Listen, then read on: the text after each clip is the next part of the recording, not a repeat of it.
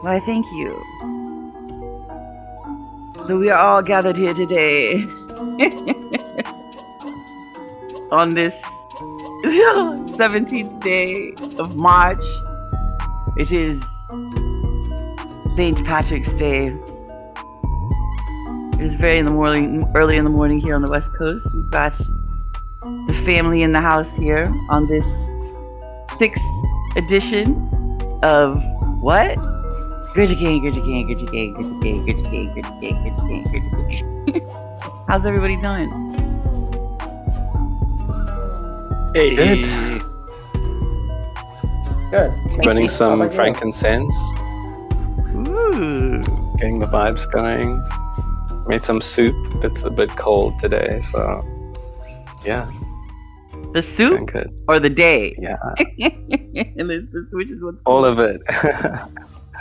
All the things. all the tea. All Yes. the things. Yeah. We had quite the mental gymnastics in exploring space, leading into this episode. Thank you so much, Hermes, for your mental gymnastics. It's a nice stretch. Welcome. Do I sound okay? I didn't test my audio. How dare I? Yeah. Fabulous. I'm a little bit sluggish today. I don't know if you can hear it in my voice. And that's okay, because Gurdjieff has a way of putting some fire under one's derriere. So, without further ado, let's jump in. So, where we left off last week, it was another humdinger. We were discussing Gurdjieff's father's sayings. In fact, let's say what it's called. What sayings? These were his subjective sayings. And I think we got as far as what? The fourth one? The entire episode was going over the sayings, and I think we got to the fourth one. I mean, let's just think about that for a second. We got to the fourth one. We covered Didn't we all get that to time. the sixth one? The coward proves he has will. Is it not that? I'm not sure. Apparently the number None 4 is a represents duality.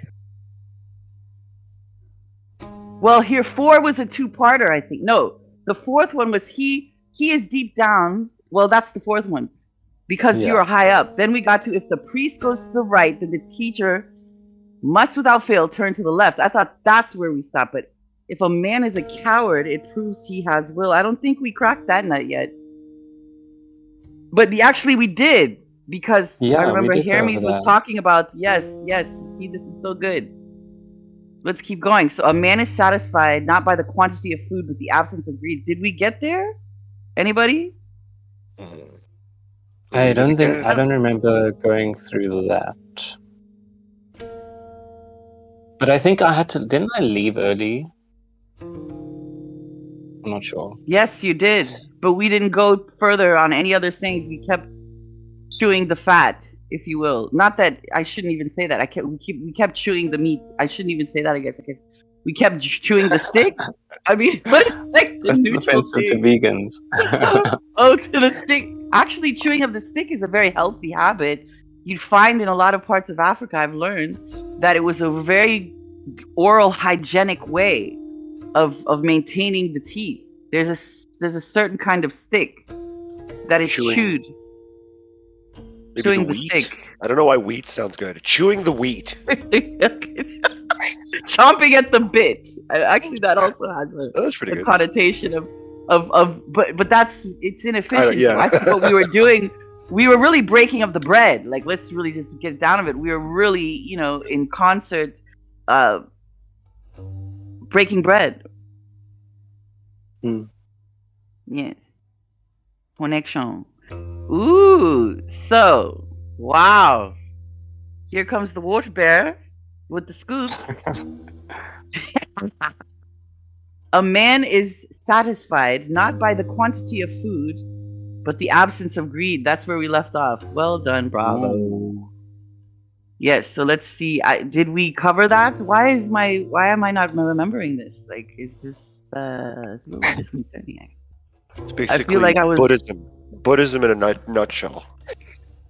Let me see. Why am I not remembering this?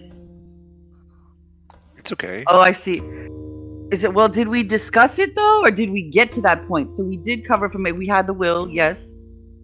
A man is satisfied not by the quantity of food, but by the absence of greed. Did we cover that? Or do we need to revisit? Buddhism in a nutshell. No. I don't think we've covered that yet. Next topic. Buddhism in the nutshell. That's basically it.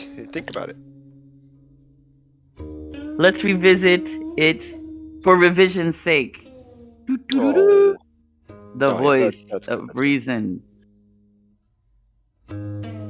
So, a man is satisfied not by the quantity of food, but the absence of greed. See, when I first read that, it's like I'm waiting for the quality. It's not about the quantity, it's the quality. Here's the thing. That's not what happens. It's with the absence of greed. And so I think this ties into even the will discussion we were having, right? So a man is satisfied not by the quantity of food, but the absence of greed. So one can truly not appreciate the yum-yums, right? When one wants to acquire more. So it's allowing the space to truly chew and swallow and eat the food. And in order to do that, one must recognize the food that is there. And to truly recognize what one has before them, there needs to be pause from wanting more.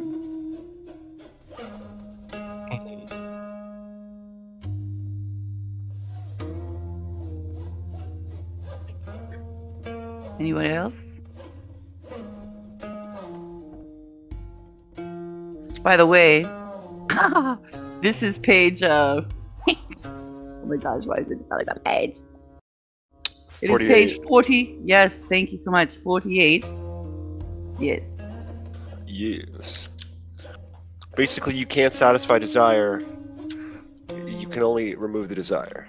You're just going to have more desire. It's unlimited. The more I eat, the more I want to eat, right? That's how I feel. Yeah. Not just about food, but about all kinds of desires. You see, and the thing is, it's okay to desire, and it's not that it's not okay or not okay. It's all about balance, right? And it's fluid. It's forever in motion. So there's a time for chasing, and there's a time for rest. There's a time for like what you thinking of what you want, and there's a time for wanting what you have. And can they be mutually inclusive? Correct. However, I think the scope and scale of attention is fluid. It's not always 100% everything. That's not how it works, right? It's a scale that moves. It's sliding, forever, in drive mode, and then there's rest mode, and then there's, trying to oversimplify something that's so complex. It's very challenging, especially utilizing language. It's like trying to find the words gets very challenging in matters such as these.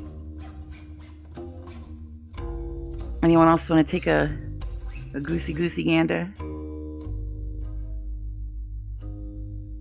I see Water Bear typing away in chat. I put a quote in there in the Lotus Lounge. Nice. And anyone else? The embedded one. Yeah, please. Do you want to share what that is? Buddha said, first remove I, that's ego, then remove want, that's desire. See, now you are left only with happiness. It just makes me think of that.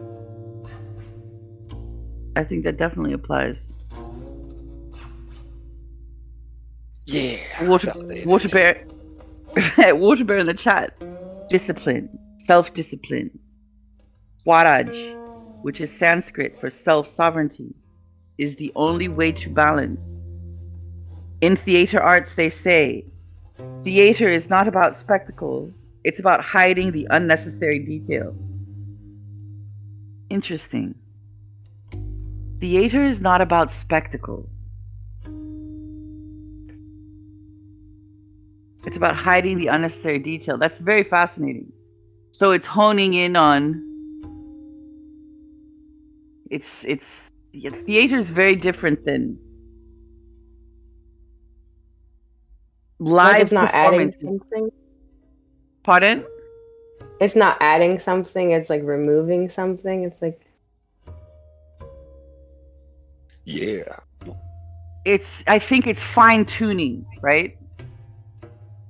So it's a by fine-tuning. remove it. Correct. So if you think of a situation, like let's think of a scene in a play, right? It's honing in on specificity that connects the storyline. It's connecting points of a storyline versus chaos on stage. It's like so much can be happening in one scene, then you'll lose the continuity of the storyline that takes you into the next. I mean, I'm just taking a stab at this, Yeah. I like that interpretation too. Yeah. And Bork in the chat here, same thing with magic. Doing less, not more. Wolfbear further explains. Yes, less is more. in so many facets, right? Less is more. And that is another play on words and the English language. And I think being playful about these things is so key and important because it gives you not just a 360, but even beyond dimensional quantification. It's an allowance of that which is beyond perception or comfort zones to allow the introduction of new thoughts and ideas. So I appreciate all of these things. Yes. Some people will say saying something like that is aloof, oh, less is more. Like there's no, No way. What? There's no way. It's like, what do you prove it? Look, you prove it that it isn't. You haven't heard of minimalism. Minimalism, yes, of course. Yes, less is more. Well, it's also something to consider. It's the space between sound that allows us to hear. It is the silence between the sounds. And in music even, I've never studied formally music theory. It's so fascinating to consider that it is the silence that allows the music. It is the silence that create, like, even holds greater gravity, I guess, in between the notes. It is just as much, if not that which binds the music to even be possible, is the silence in between the notes, the space between the notes. It's such a fascinating thought, Yeah, darkness allows the light.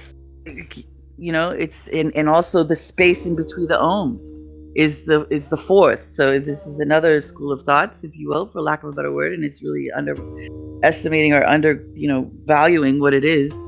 It's the and then the silence after the om, which allows for the awareness of the observer, which is the you, which is, I think is this one specific school of thought.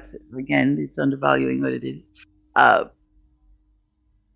It's that, there's the waking life, there's the sleeping, there's the waking life, the sleeping life, the dreaming life, and then the beyond, which is the fourth, which is the observing, which is the observer. It's like, it's the space, it's the silence after the om, the aum, and doing exercises like that. Like, there's this one meditation, shout out to the TED. I absolutely adore that meditation because it's such a calibration, if you will, exercise that allows to hone in on the space in between the ohms, which is that space that can invite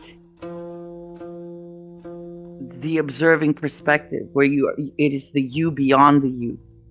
It is the you beyond the waking life, right? Beyond the sleeping, beyond the dreaming. It is that which is observing it all. And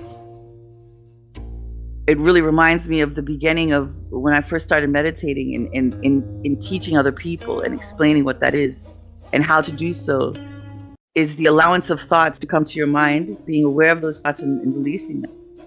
And in trying to explain that, it was in the process of trying to explain that I recognized what is that which observes one's thoughts.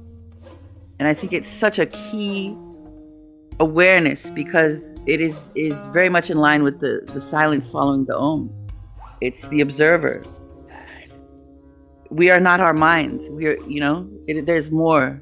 There's an awareness beyond body and thought. It's that which is aware of thoughts. Fascinating. It's really like a keying. It's like a tuning, if you will. Yeah.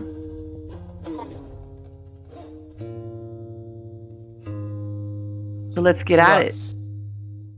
Welcome. Welcome to you. Thank you. So shall we move on to the next, or shall we chew that stick more?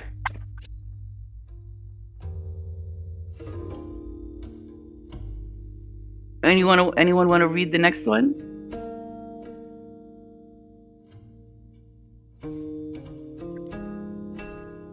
So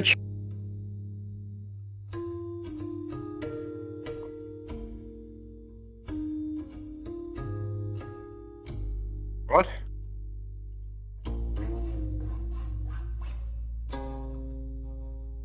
What?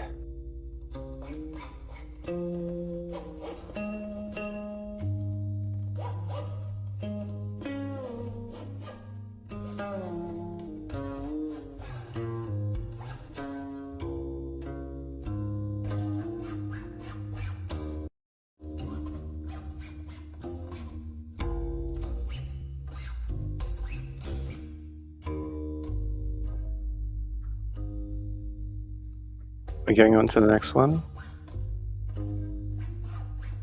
You're all into men.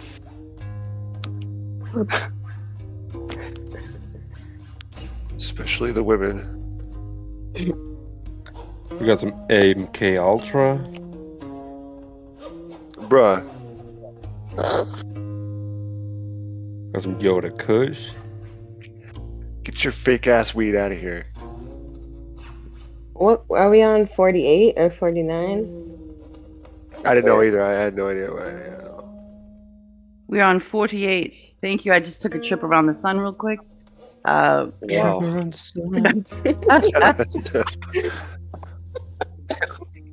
I had to get a little spiritual gymnastics there, you know. I had a nice warm up with the mental gymnastics, and yeah. So we're on page 48. Trip around the sun. Yeah, we are really on the fun, page. On the page. So here we're looking at thanks Chrome Graves for streaming the text. So I'm guessing the next one is if a man is a coward, it proves he has will. No? Nope. The truth is that. No. Go for it, Bork. Truth is that from which conscience can be at peace. Yes. No. Does that? No. Going. No. It's just a formatting thing. We went over this. Oh, we got caught up yesterday. Yes. So yeah. So let's chew on that. What? All right. Yeah. Amnesia. Look, we forgot all about it already. Sorry, that was. Walk us through it, bro. How much shit did this guy buy? This guy bought the whole store. Finds out weed is legal, and he fucking chooses that from which conscience can be at peace. Yeah, you have to take use the loophole while you can. Truth is that from which conscience can be at peace. Well, yeah, that makes sense, right? Because I always for me, my mind comes to a lie of omission, right? Where somebody's like, "No, I didn't lie. I just didn't tell them." Exactly. That's a lie. That's a lie of omission. So if there's something you wanted to say, then your conscience isn't at peace. That's a kind of lie. It's an untruth, I would say. It's your mom. Exactly. Thank you. So let's see Conscience, here. conscience Truth is that from which conscious can be at peace. So I think, if I may take a stab at it as well. No. To your point, work, and to further underscore, there's a difference between the conscious and the subconscious, and I think truth is found in the subconscious because it is beyond thought. Well, it's not conscious, it's conscience. Yes. Okay. So truth is that which conscious can be at peace. So yes. So okay. Conscience. So let's. I got it. So it's the no guilt, not bearing. Yes. Very similar to conscious, though. Conscious, Yes. conscience. Yes. Similar. Yes. It's kind Now that of I'm like reading it, a compass, like an internal Moral compass that's aligned when Yes. we're in alignment with truth, which is kind of just a state of being. Yeah. natural one at that. Yes. Truth is that from which conscience can be at peace.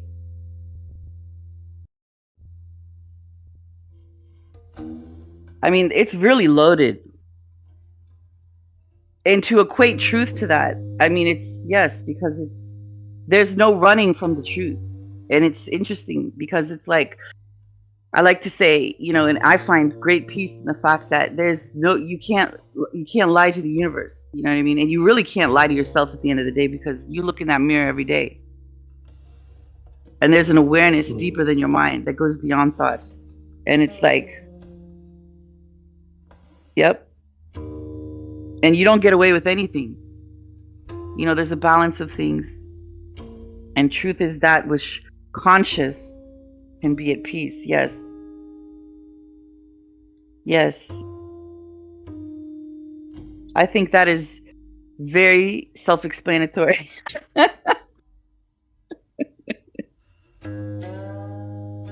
Let's go to the next one, unless anyone else has any further commentary or suggestions on that. Shall we continue? Just want to say, Boric. Yeah. Boric is at work right now. He should be working. I'm not. I took the whole week off, bro. I don't even know if I have a job still. Oh, that reminds me. I should tell them. Fuck, be right back. We are working. We're doing the work. The next one here, no elephant and no horse. Even the donkey is mighty.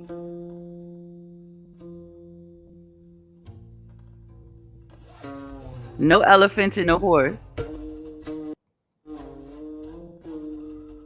Even the donkey is mighty.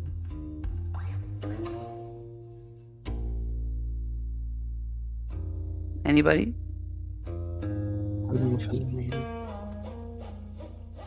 Anybody? I don't know. Kind of Even interestingly that donkey. phrased. I like it. Like the no elephant, no horse. I don't know. Kind of funny. I think what I they think are. Go ahead. No, go ahead. No, please, you started. No, you prior can to just my- go ahead. I think where it's happening here is, you got no elephant, you got no horse. Well, even the donkey is mighty. Not that bad. You don't need an elephant. You can see it's very great and grand. You don't need a horse, which is very self-explanatory. It's a workhorse. It's You horse don't and need man. a horse when you have a donkey. And you don't need a donkey if you have a horse. And it's saying even though you don't have these great things, a donkey is also mighty. Just as mighty, if not even, as the elephant or the horse. So again, I think this is also a nod to, it's having what you want. Or no, it's not just having what you want, it's wanting what you have It's knowing and utilizing the tools that you have that is within you. Yes, or at your disposal, however you want to put it, within reach. Don't sell yourself short. Don't underestimate the value of that which you have access to, or is really what is within you. Yes. Being able to see value in anything, also being able to find where it fits in the whole. Yes. Yes, my grandparents would always say, nothing is so bad that nothing is good. Beautiful. Yes. I agree with that. There's no such thing as loss. It's something that's very prolific in my awareness, actually. I think it's a mental construct because we truly never lose anything, because with every experience we have, it's a gaining of that experience. Yeah. Not to mention, we don't own anything to begin with. To lose it. It's a mental construct. Shall we continue? In the dark, a louse is worse than a tiger. Amen. That blood-sucking louse. He'll suck your blood. Lousy louse. A louse is a blood-sucking parasite, is it not? I think it's like a big cat. A louse? Yeah. Let's look it up. I don't want A to louse look at is either... face. Pardon? I just don't even want to see it. A louse What is a louse. either of two... A louse is either of two small wingless parasitic insects that live on the skin of mammals and birds. It's also a It's also a contemptible or unpleasant person. Hey, I think both apply here. So a contemptible or unpleasant person in the dark, yeah? Meaning not necessarily lights on, lights off. It's unseen. It's in the shadows, it's lurking. It's, running on your operating system in the background, right? Good insult. I'm gonna store that one. Pardon? I said it's a good insult. I'm gonna store it. Interesting. A louse is worse than a tiger. A tiger is very in your face. You can see it coming. You can hear it. I mean, obviously it's a cat, so there's stealth there. Nothing like that of a louse.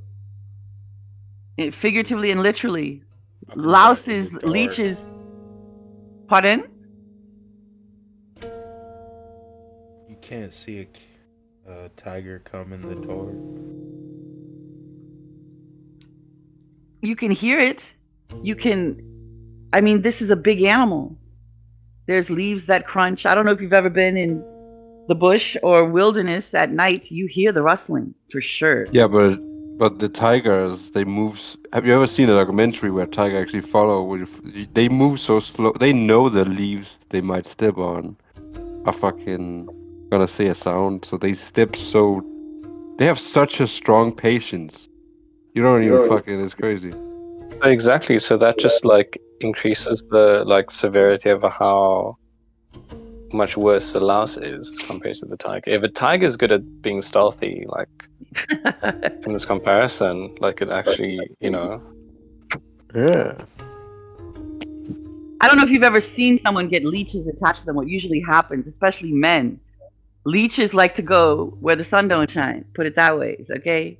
So they'll be swimming around, and the next thing you know, they come out of the pond or the body of water in which they swim, and the next thing you know, they're looking in their pants, and oh boy, there's a little And I something. just in my pants.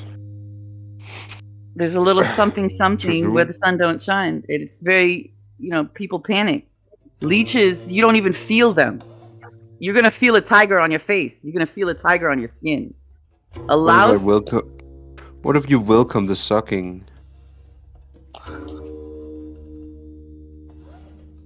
I mean, that's a whole other discussion. In fact, in history shows that leeches were used for medical purposes in matters of circulation of the blood, and actually, across all matters for that matter, it was always the end all be all. It's like, well, we tried everything. Let's get the leeches. let's suck the blood. And so they would, medically put the leeches on the people, and then take them off in a controlled practice environment. Yes. So I'm sure that's what you meant, Neiman. Well, what? The sucking? I don't know. Yes, of the blood. Are you saying it? Nah, I'm not gonna go into it. Anyone? Let's see the water bear here. I'm sure the water bear has something to say about it.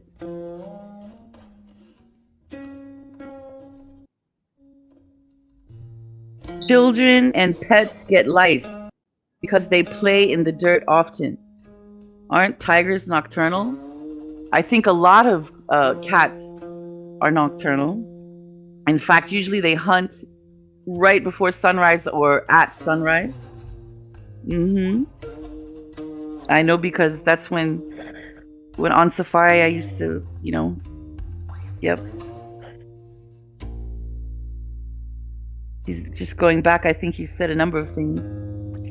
Could there be such a thing as a good lie? Oh, this is from the truth one. Yes. Could there be such a thing as a good lie? Yes. Well, I think using words like good and bad, I think it's very subjective. So yes. So the answer would be yes. Yes.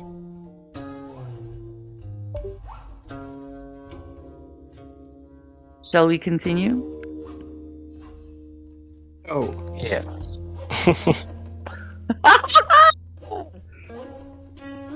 If there is I in one's presence, then God and devil are of no account. Wow. What does that mean? Let's break this down. So I think no account. So this is what I gather from it. So immediately, if you just look at it from surface, right? It's separating I from God and devil. However, I would say, not so fast. Let's chew the food before we swallow it, yeah? If there is I in one's presence, then God and devil are of no account. I think that would be external counting. To take account of something is I think a more of an external thing. I think when there is I, it's a unification of such, right? It's not an external. In one's presence. Body presence. I was kind of understanding it in like if you're in your identity, then you're not being like you don't have the range to be accountable to like God and the devil.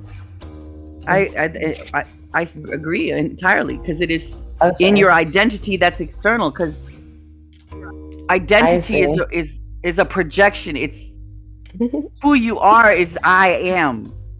Anything outside of that identity is external focused. It's projection. No, that's wrong. Does it seem... It's not the I am that's doing it, because you have cultures and languages where they don't even have a word for I. Can you further elaborate? Yeah, I mean, they never say I am, but they still exist, right? They still have personas. They just never use the term I. So what do they use? Give an example. Either they use names or, speak about themselves in third person. It's not like identity as a concept or something. Like you just use your name. Yeah, you just use your name or something. Yep.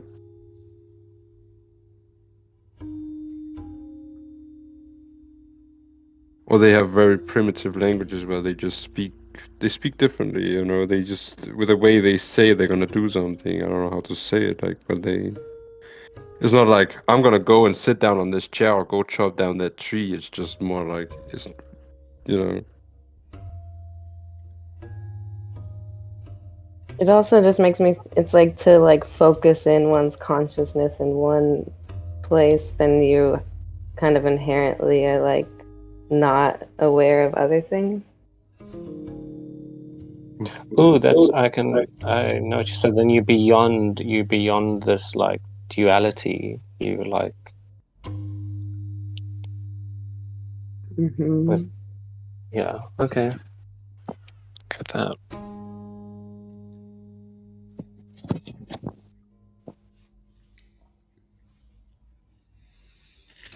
Amen. English is the original language before the Tower of Babel. The what now? Can you repeat that? It's hard to hear you. What happened? He said it and he jumped out. Did anybody catch that? Tower of Babel. Wait a minute. Yeah, He's saying about the original language before. Is the original language. What is the original language? English. What? Before the Tower of Babel. How is English the first language? You know what's funny? There's a Greek story, like Greek mythology, about Hermes. Unfortunately, it's Hermes that plays the part of confusing people. The whole thing.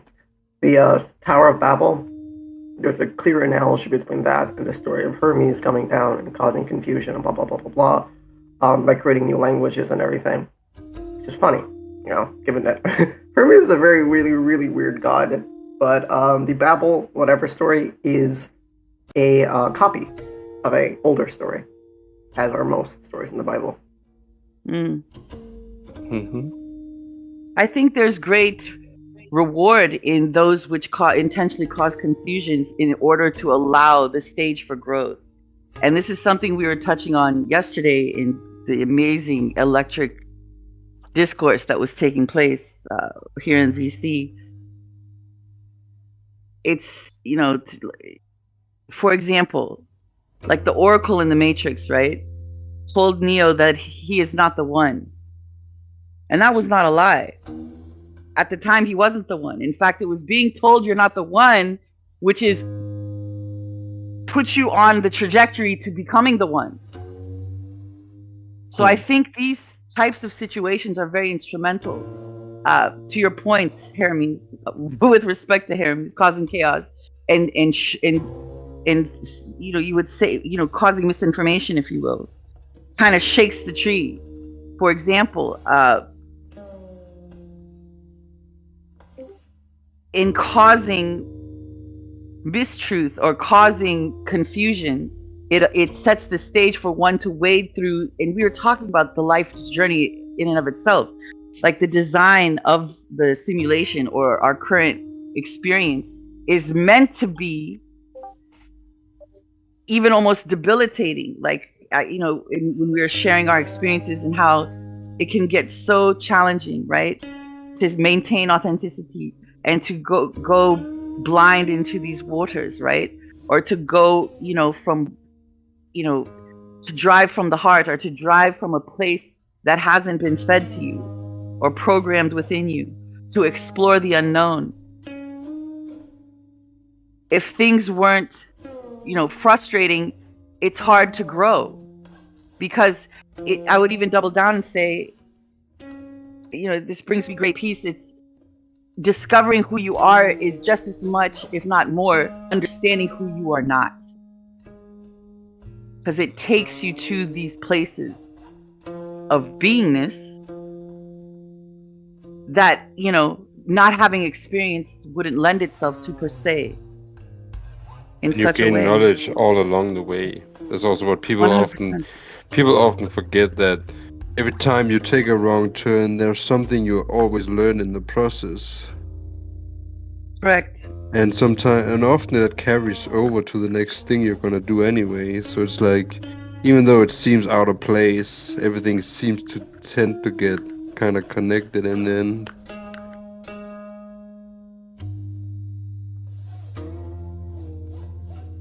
Yes.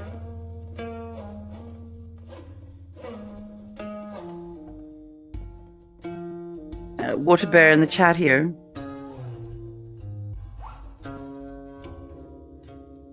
If you're really present, you aren't much influenced by the externalities. Only in a lower awareness state, spirits of the world possess us.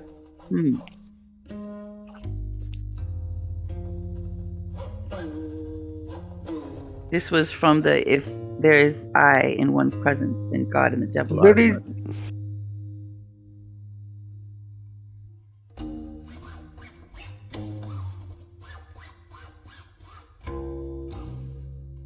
Just looking in the chat here, and please, if anyone wants to volunteer to keep their eye on what's going on in the chat, because it's challenging to stretch myself. Very rude. I'm having a separate conversation in Lotus Lounge with Black Feathers, but I'm listening completely. Extremely rude. I can keep an eye on the Bless you, the thank chat. you.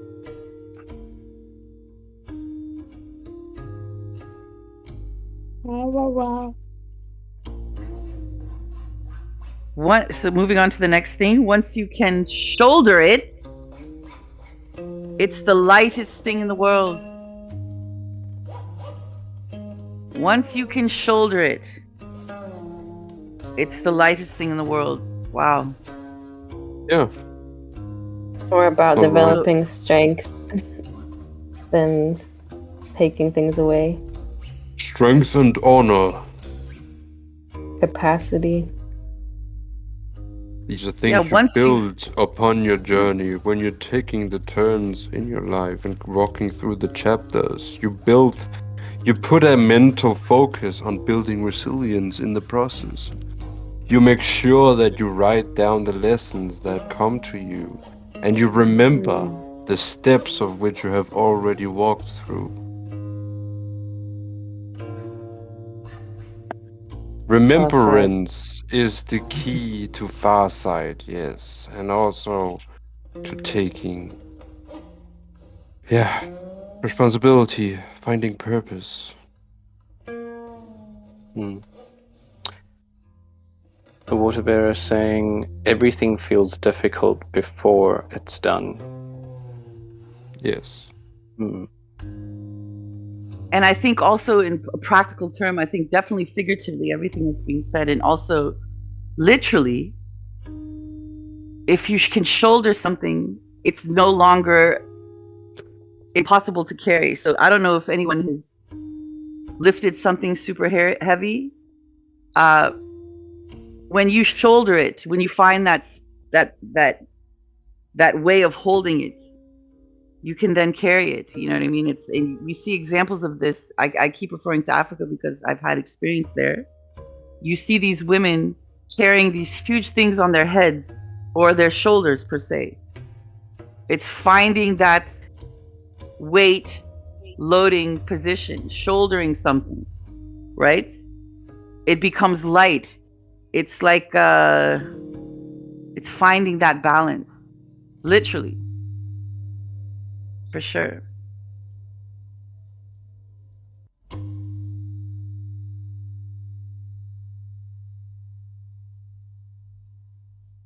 And I think it's even deeper. I mean, to use these words, remember this is Gurdjieff here. Or actually, Gurdjieff's father. Once you can shoulder it, it's the lightest thing in the world. So let me elaborate even more. I've done a lot. I'm a very independent person. I've done a lot of things on my own, and I'm telling you right now, I've had to carry some crazy stuff in so many situations. Like that would, and it's like when you find that spot, and shoulder is a big one for things like this. When you find that spot, it is the lightest thing in the world. You know why? Because you've already accepted that you're holding it, that you're moving forward with this objective. So then your attention is no longer even that I need to overcome this challenge. I mean, literally saying though, like picking up something heavy. Like we've established the theoretical and the figurative. Now let's go into the actualization of what it's being said here, to shoulder something, right? Once you can shoulder it, it's the lightest thing in the world. You're not even thinking about shouldering it anymore. You're moving forward. You're carrying it. You're thinking about where you're going. You're thinking about, okay, once you get there, you're going to move it there. You're going to do this, you're going to do that. This is so profound because once you can shoulder it, it does become the lightest thing in the world because you're not even thinking about having to shoulder it because you found that spot, that mechanism. You have found peace. Yes. Yeah, it's no longer an issue. I actually looked. Continue. Sorry. I actually looked it up because I thought maybe it was a phrase that meant something.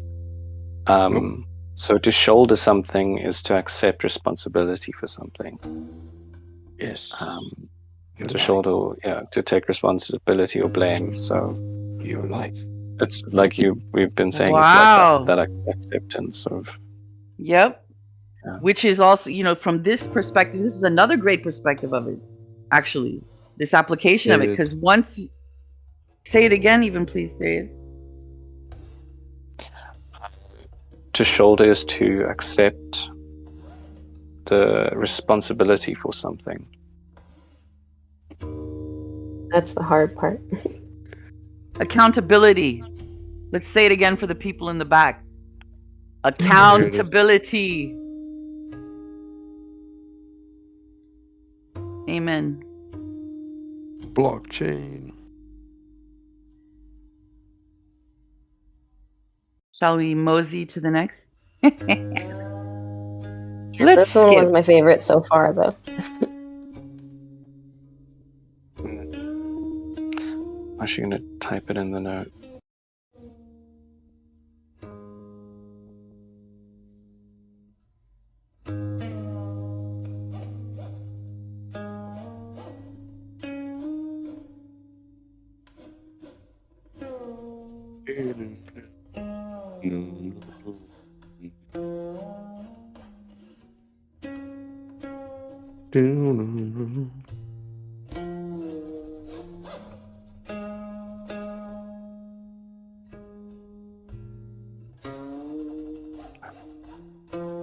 Are we on the stylish shoe one? Yes. I think so. A representation of hell, a stylish shoe. I love it. Interesting. It makes me think of where they make the stylish shoes. Yes. Fashion is murderous. In many of its incarnations, yes. Yes.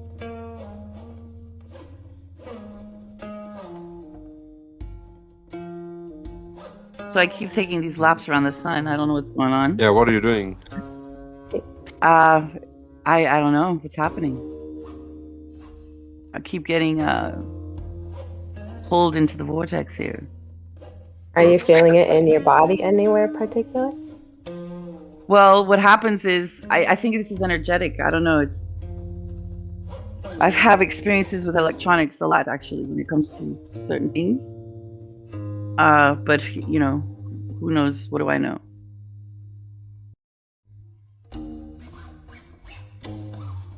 I don't know. A representation of hell, a stylish shoe. Anyone, any takers? Any givers?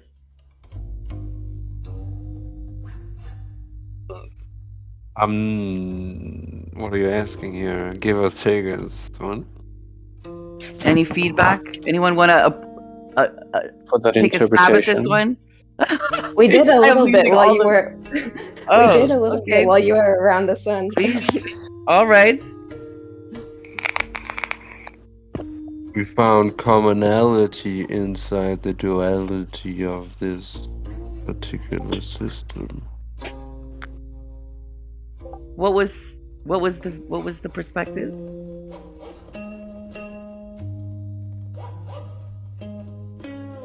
Thinking about where the shoes are made, and then I don't know. It went from there. I don't even totally remember. Yeah, fashion kills. That's the short summary. Cool.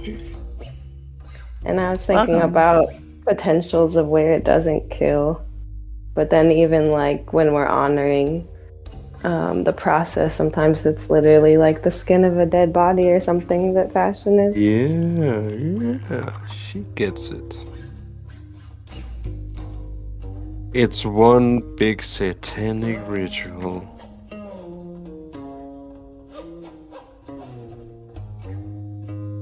A representation of hell. If we didn't have animal skins, what should we sit on? Just the ground? What should we do? I don't think it's the utilization of animal skin. I think, I think it's the mass manufacturing.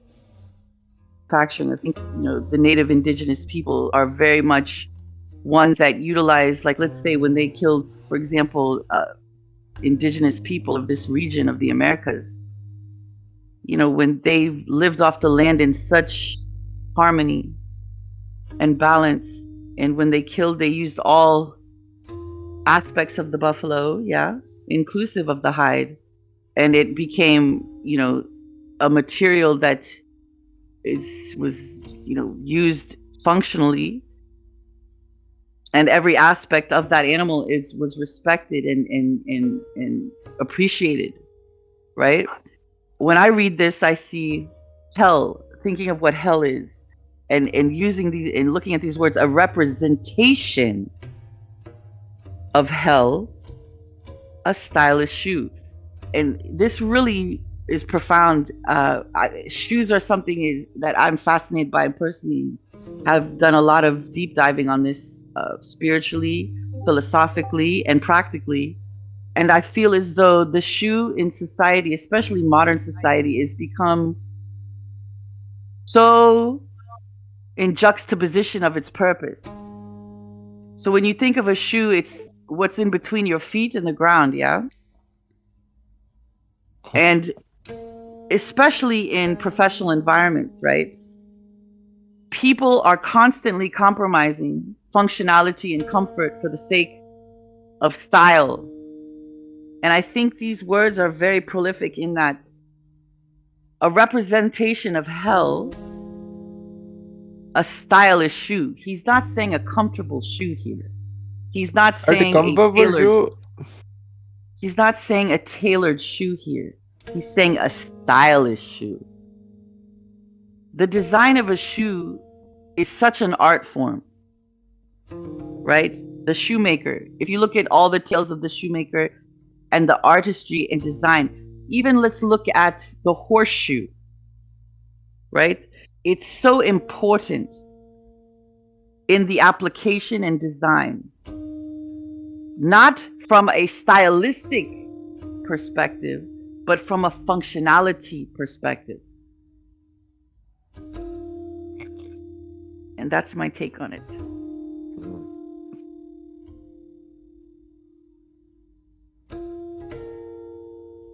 Yeah, makes sense.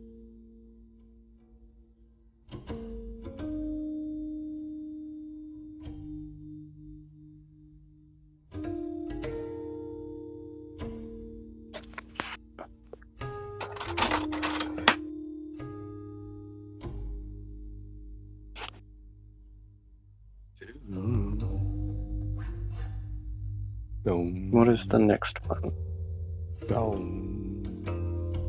Switch devices here because I don't know what's going on. I keep losing my PDF. Can you hear me okay? Yeah. Yep. Would anyone else like to tickle that No. before moving on? No. So would someone like to read the next one? No. Yeah, I'll do it. So, the next saying is, unhappiness on earth is from the wiseacring of women.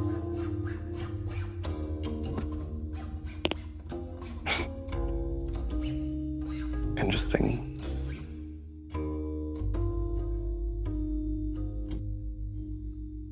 You want to think about it?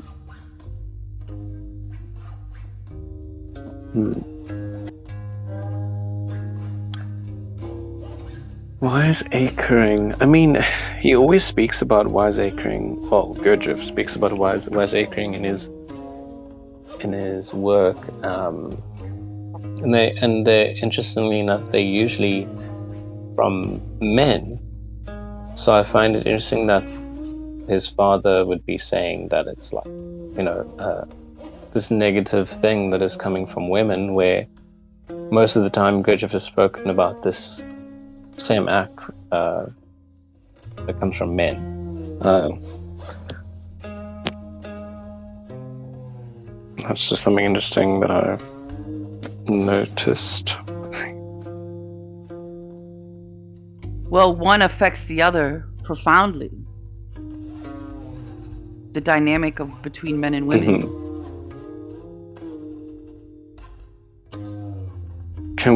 Let's go back to, I want to define, look up the definition of that word again. Wiseacring. It's like, my understanding from Belize Bob's Tales to his grandson is wiseacring is like the chitty chats of gossip and, talking about others when they're not around, and frivolous type of passing of the time lazily, and imbibing through destructive discussions and counterproductivity. It's not really that. So basically, it pertains to. It's like an affectation of wisdom or knowledge. So it's basically when people try to sound like they are wise or knowledgeable and stuff like that, and it's regarded with scorn and irritation by others. So that's why I don't understand the phrase, like how he is attributing this to women, because really it's like men who do this, according to the content in Gurdjieff's writings, because men are the ones who were in those councils, who were in those gatherings. They spoke about all of these things and all this knowledge. Women weren't a part of those things. So well, to your point, let's take a step back and think of the role of women during this time, and that what that role, how that affects all things. This is the role of mother. This is the role of wife. This is the role of the heart of the abode. This is the core of the family. This is the matriarch, right? Mm-hmm. So this is the rock, really, like, and it's unhappiness on earth is from the wiseacring of women. But the wife was not the core of the family, the man was. He was the one bringing food on the table. Is that the core of the family? Survival is at the core, right? Isn't survival also like having generational expansion of a population, let alone a family? So the bearer of life, the bearer of children, the raising of children. What is the prerequisite of that? Wait, what are we saying? Fertility. What are we saying? So what is fertility? What we're saying is looking at the role of the woman in this time. Usually in the household, the woman would be keeping the household together, right? Well, and family, like yeah, the family and the household, because that's where all the kids. The husband would be working, he would be away from him. So the woman exactly. really was like the head of the home in that sense. Like, yeah. The core. The kids wouldn't go to the father for issues and stuff. The mother was taking, she was kind of the rock and the usually the one that's not really seen in that way, because the husband took that role of the protector and the provider and all of that. But really, behind the scenes, like the woman, the wife, like the mother, she actually ran the show. And who raises the children? And who creates the future of people? The children are the leaders of tomorrow. And the influence one has on the children changes the future of tomorrow. It's a direct feeding of the future. So if you've got this immeasurable influence over the future, wiseacring around, that's going to make for a very unhappy earth.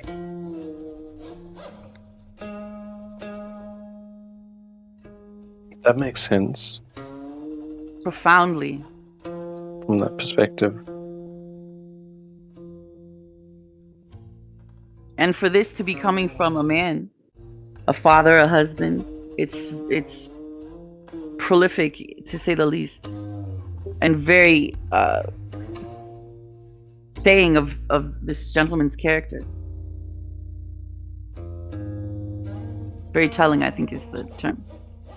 Yes.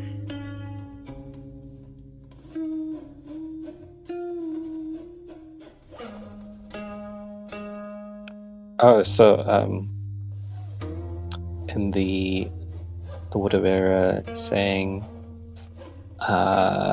many old Indian supposedly wise men agreed with this very old folk quote that said, "Woman is the gateway to hell." Oh my goodness. And then I replied and I said, misogyny was rampant back then, just saying. Well, women have been a threat for so long. Well, go ahead. Yeah, he continued and said, but there is an alternative quote in the Indian society too, which is relatively less known, that goes, if you well educate a man, one generation is enlightened and uplifted. If you well educate a woman, 7 generations are enlightened and uplifted. Yeah. There you go. Boom shakalaka. It says it right there. This is why our educational institutions are so important. This is why the modality and the methods in which we instruct or engage, it's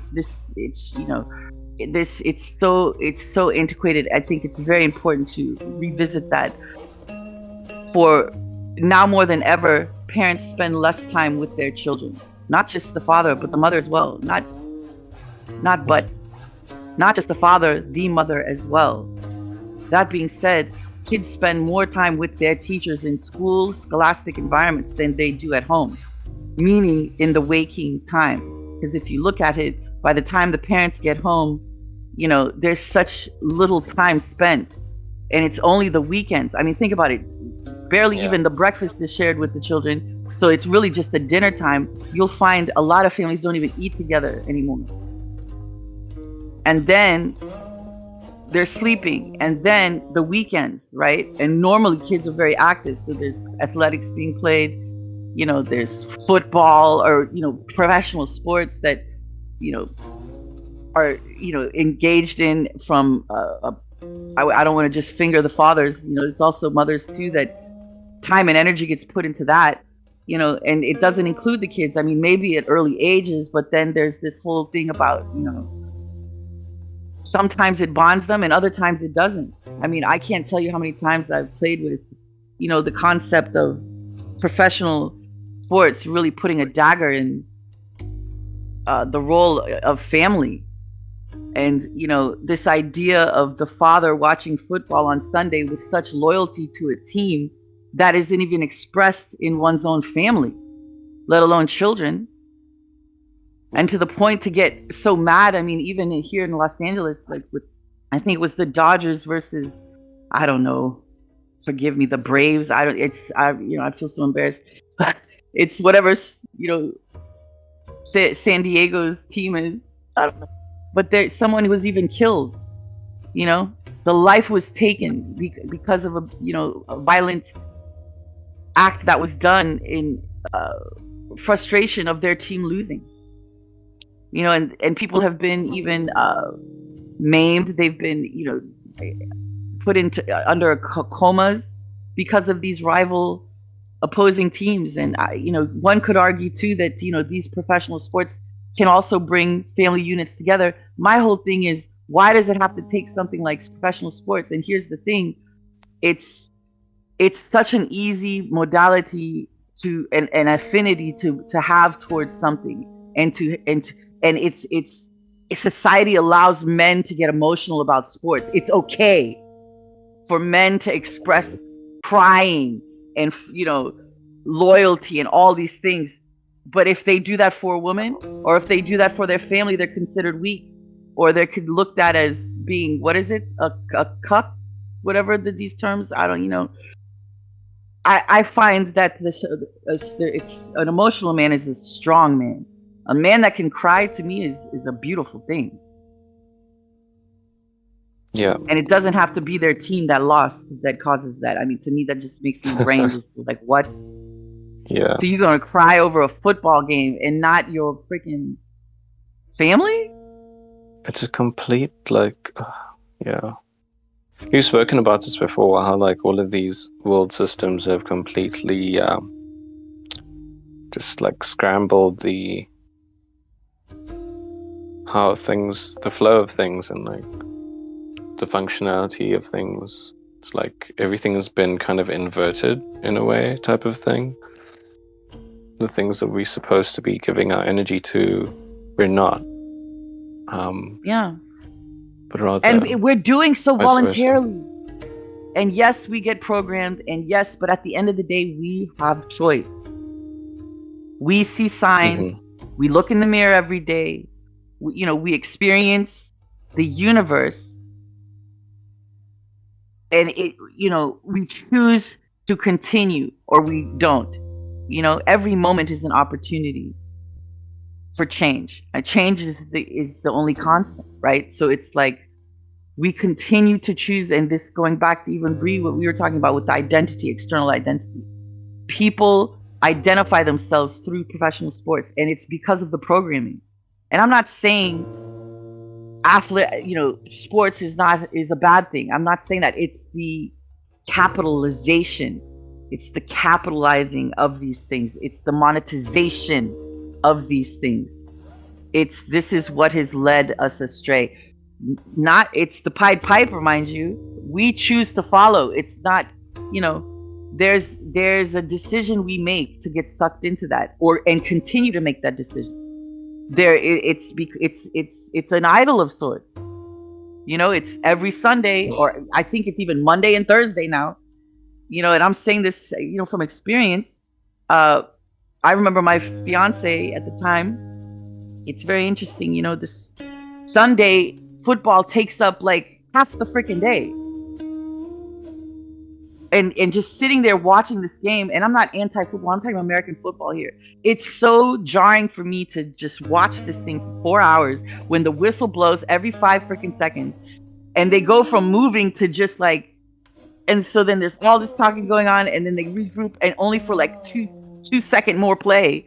It's oh my gosh, I just and I understand that there's a lot going on. Don't get me started on watching a baseball game. Oh my gosh, I don't think I've ever done that successfully without nodding off. I'd rather watch tennis, actually. It's to me, I'd rather be playing these things. Can we go play? I don't want to watch this stuff. Let's go play. What? To me, watching this stuff, and I understand that the game theory and all this stuff, I get it. The investment of time, energy, and attention, and don't get me started on the gambling aspect of it. So not only do people get sucked in on the game, but the fantasy. There's fantasy football that then not only are they getting sucked in on the actual thing, but now there's a fictitious thing running in parallel that people are creating based on the real thing in their own fantasy makeup. So now they're not only, investing in this thing, in the sport of it, but also in the sport of a fantasy mock-up of it. And all this, it spreads you so thin. It's such and yes, you're engaging with people, and I'm not knocking it. I'm bringing awareness to it. And it's really something to think about and chew on, right? Because we only have but so much time. And I know time is relative. Time is, really a mental construct and measurement. However, we're all going to die. And that's a beautiful thing. Because we were all born. Right? And there will be more births and more deaths. And this is how it is. So let's make use of our time here, our experience here, and engage with each other. I'm not taking anything away from the art of sports and competition, competitive gaming. However, important to also consider living, and exploring oneself through interacting with others with purpose. I feel like it's a time thing, and it's very dangerous, especially when it comes to merchandising. So more money is made from merchandising than anything else in professional sports. Like, you'd think it was the ticket sales or even the viewership and the advertising that comes with it. Oh, no. It is in merchandise. It's every hat that's sold. It's the IP. It's the logo. Every shirt, every hat, every freaking cozy, beer cozy, like the list goes on and on and on and on and on. So it's something to think about, right? It truly is. Let's take it back to the family unit. Let's spend that time with your family. The family. Yes. Shall we ease on down the road?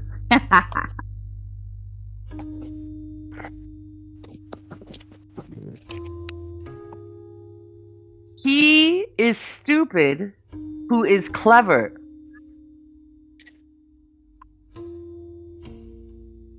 And mind you, air quotes around clever. Anyone? Yeah, it's like saying the person who always jumps where the thing is smallest, whatever kind of thing. They think they're doing themselves.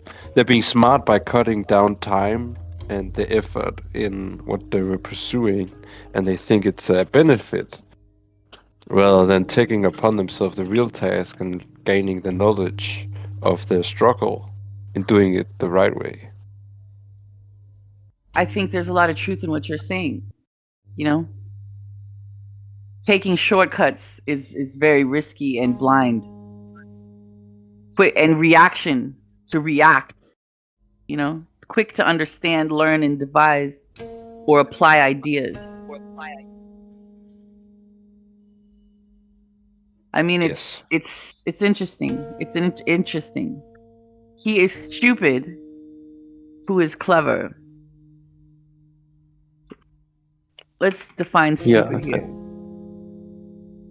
There is stupid, like that having sort of or showing a great lack of intelligence or common sense.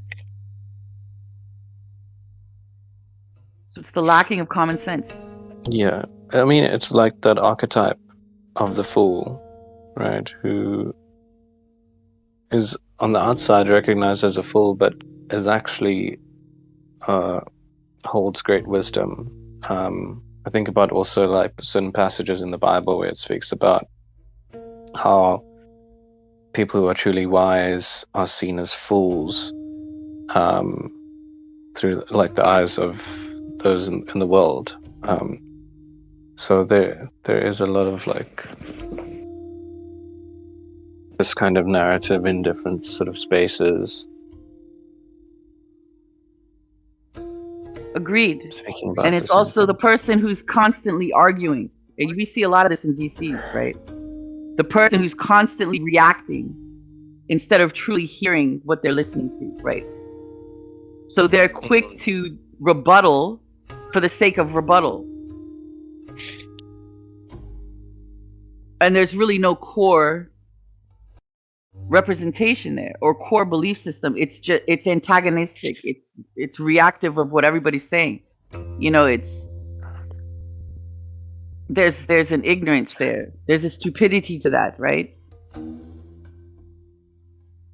There's a time and place for all of things, right? And I think here it's like this type of state is one that is stupid. A constant. Oh yeah. Yeah. I Sorry, like I actually read it like my explanation was not actually for this because I read it like the wrong way. What do you mean? I don't think it was wrong. It was just a different perspective of it. I guess, but I understand like what she was saying about, you know, people who perceive themselves as being intelligent and stuff, and then having a very superficial level of understanding of things, or just like a kind of false sort of persona of like linking to the like wise acrings and like. I guess I just feel like that's just one aspect of it, because I feel like we all have like a cleverness to us and also a stupidity to us, and it's just this dichotomy that we Absolutely play out in different ways. True. It's important to recognize that clever is in air quotes. Quotes change it. Clever. But I like Clever. I had thought of the fool kind of initially too, so I was glad you brought that up. Surface. The water bearer is saying, ride like lightning, crash like thunder. People who are seen as smart in society also become threatening to others. Sometimes you gotta play dumb. the magician. True. Yeah, the magician was a fool, but he became the magician because of his wrong turns and stupidity.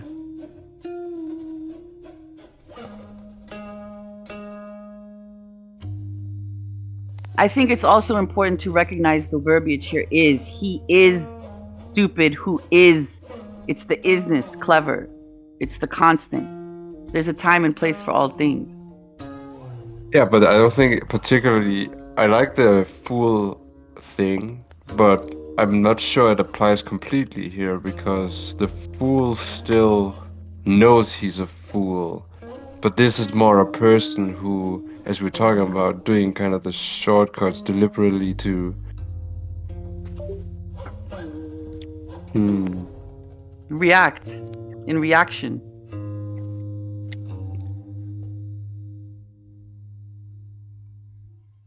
I think it's more talking about people who portray themselves as having intelligence when they're really not, like, intelligent.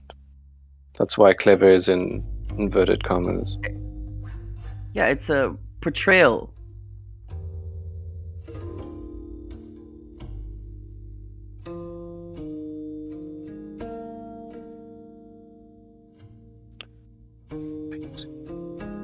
Shall we, Mosey? Yeah. Any water bear? Anything additional? Because usually. All right. Happy is he who sees not his unhappiness.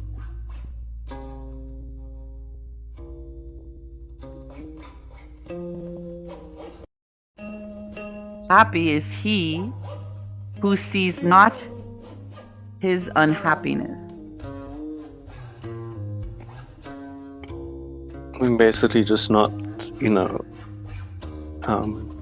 giving that thing power or like unnecessary energy or power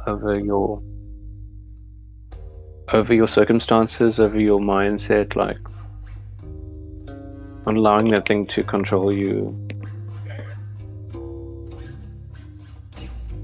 Because I don't think he's talking about blatantly ignoring stuff, because that's not healthy. No. So, it's about acknowledging what is. Yes. But then not dwelling not in it. allowing that. Yeah. So using like that your doesn't take agency up all your attention.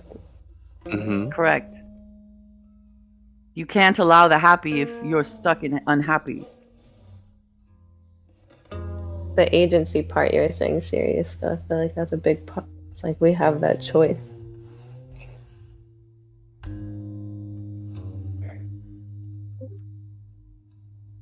Yeah, and then going back to one of the previous quotes, sayings was like about the shouldering. We can shoulder it, so taking on that responsibility. I think that these two link together in a way, or they complement each other quite well. Yeah, I almost feel it physically, like it feels supportive. So like it's like building integrity to use together.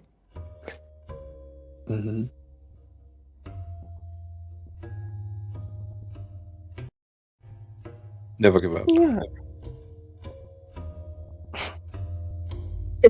Never give up.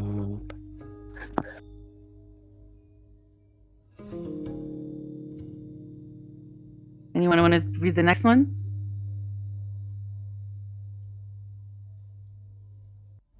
The teacher who is the enlightener, who then is the ass? Wait, the teacher is the enlightener, who then is the ass? Okay.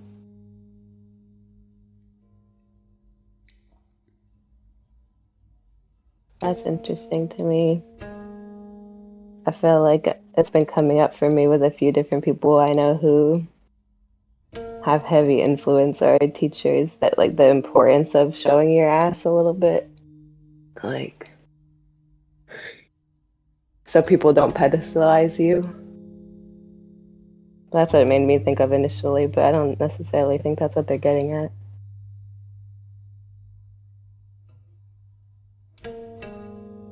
I don't know if this is if it's a reflective question that Rhetorical. this phrase is like. Yeah. Yeah. Like, who's the donkey? And is there an ass to be had? Yeah, maybe no one's the ass. I mean, Except with for the one of the previous quotes was about with the priest. Elephant. The priest goes this way and the teacher goes that way, type of thing. Yes. Well, the priest that's not the enlightenment. This is the teacher. This is this is beyond the confines of institutionalized faith systems. So then I would say the priest is the Could be, yes. Or we have the choice to be the ass, right? Who then is the ass? Well, that's up to us individually. You know?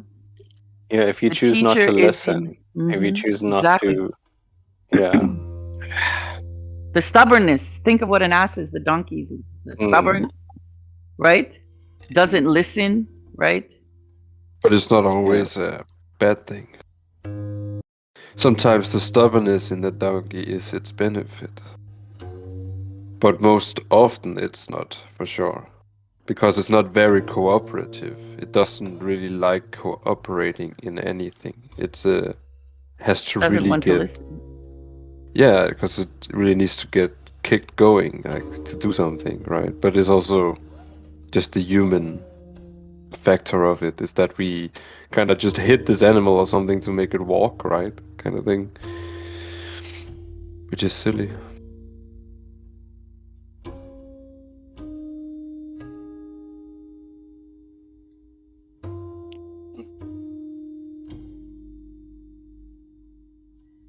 Anyone else?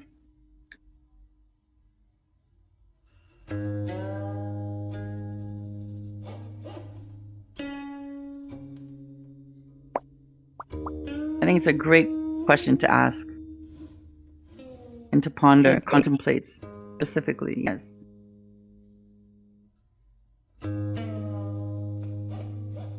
How about the next?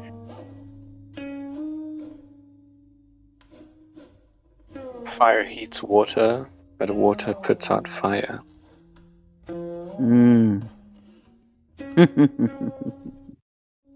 Yes. This makes me think of the Temperance card. There's power in all things.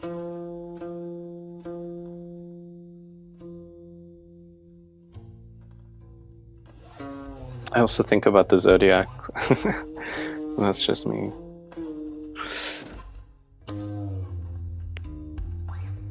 So, well, what part of the zodiac? With compatibility, like especially with like fire and water signs, they don't really. Not that they don't get along, but it's there is more of a kind of strain.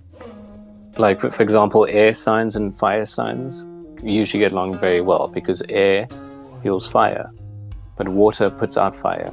So you'll find that like air signs, water and fire signs, there is usually some friction over there.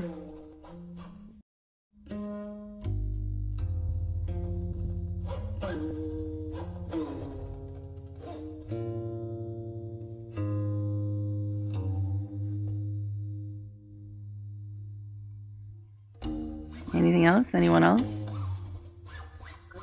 Yeah, it's just nice to. I mean, the two elements together and how they end up, like where they harmonize, is definitely type of alchemy. And those are two examples of all of things. In my opinion, I think it's yeah, it's not just across the board. Correct. Mm-hmm. There's power in all things, regardless of all of us. I mean, I say this so many times here in this server. Like, we all have something to learn from each other. All of us are important. It doesn't matter your socioeconomic stature, your degree of education, your experience level, your age, your belief system, even personalities. All of us have something to teach and learn from each other. We're all a very important part of this cosmic web. Concept I came up Posting Sorry, keep going, please. Oh, you were talking about fire and water, and one time when meditating on different things that you could use to represent different elements, my mind got sidetracked and I started thinking about fire and water. And if you add water to fire, you get earth. You put out the fire and you're left with the wood and the ash. If you add fire to water, you get air, you get steam, you get evaporation. So it became important for me to then, I spent probably a good couple years in my natural observations. Every time I would see an example of that, of fire being put to water and water being put to fire, did that still hold true, and what did it mean to me? It was a long time ago, but that's pretty much the only part I remember, was thinking that I think that that's true. So I don't know how it applies here, but if you're talking about how fire and water interact, that is my observation. The symbiosis.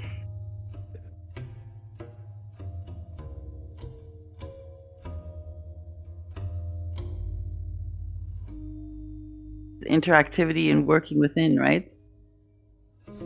Could say they juxtapose each other.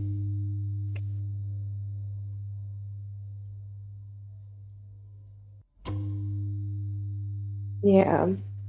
I'm not very familiar with the According text, to so I'm the not really sure of phrase. the context.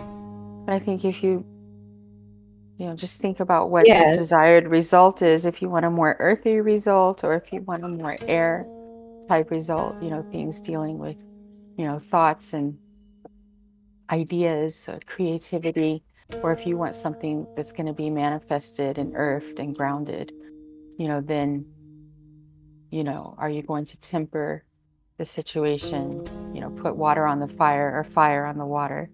You're going to light a fire under it or dampen it, put it out. I don't know, though, the text, so. I think it's very profound what you're saying. I think you need to, yeah. It's working together. Yes.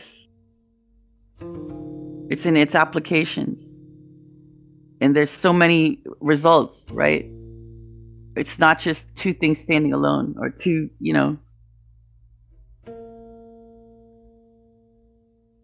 Yes.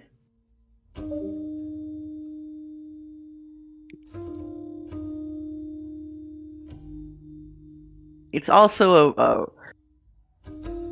perspective. Speaking of perspective, it's speaking on perspective, right? Look at things this way, look at things that way. This, situations lend themselves.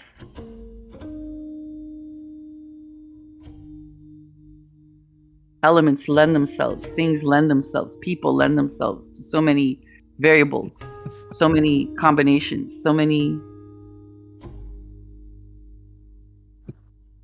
It's more than two things. Like when it's not a black and white situation.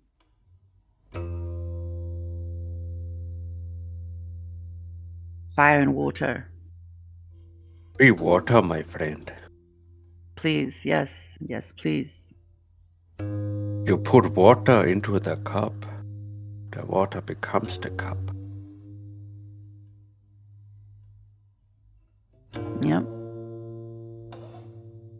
I mean, think about what fire and water each are. Water is emotions. It's that which lies deep within. It's dark. It's fluid, movable, changeable.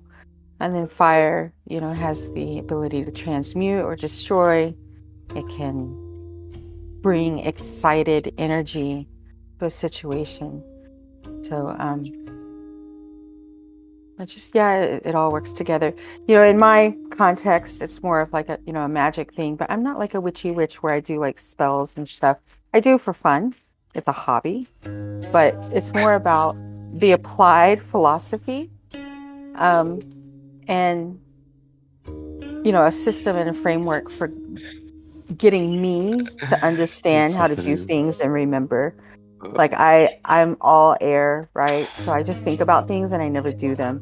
But if I use that kind of context, okay, well, which element do I need to bring to it? Then,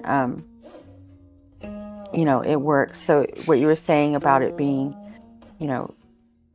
like it's like a system. It's Symbiosis. Changeable. It's it applies differently in different situations. Yes, baby, surprise. He doesn't like me talking. I'll be quiet now. So the water bearer actually has some things to say. We need to catch up. So on this on this topic, he's saying a spiritual idea. The mango tree only throws back mangoes, even to him who throws at it stones. And then going back to, if the teacher is the enlightener, then who then is the ass? So he was saying that kota is the word for a donkey in Punjabi. An Eastern people with origins of the west of Asia. This word is used as a swear word. It means an utterly stupid person. Some forms of some esoteric forms of Vedic ideas, it is abominable to take another person as one's teacher. The only true teacher can only be the self. The best other people can do for oneself is provide them with an itty-bitty help. So anyone who fashions himself as a teacher is a kota. Interesting. Anyone who fashions themselves Very cool. as a teacher is ugly, and what? Is basically an utterly stupid person.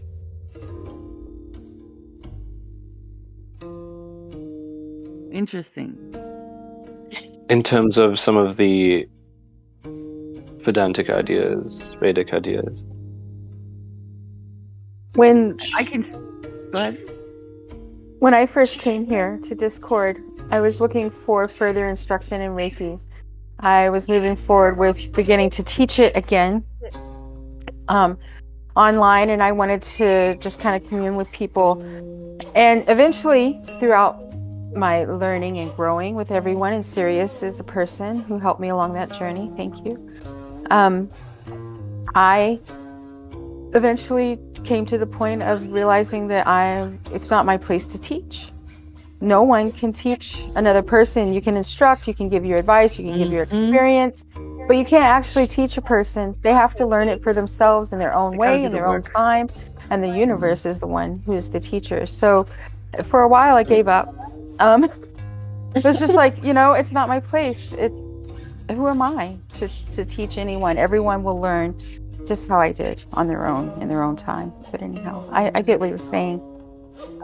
I appreciate hearing that, though. I feel like that's its own kind of medicine to acknowledge that. That's good. 100%.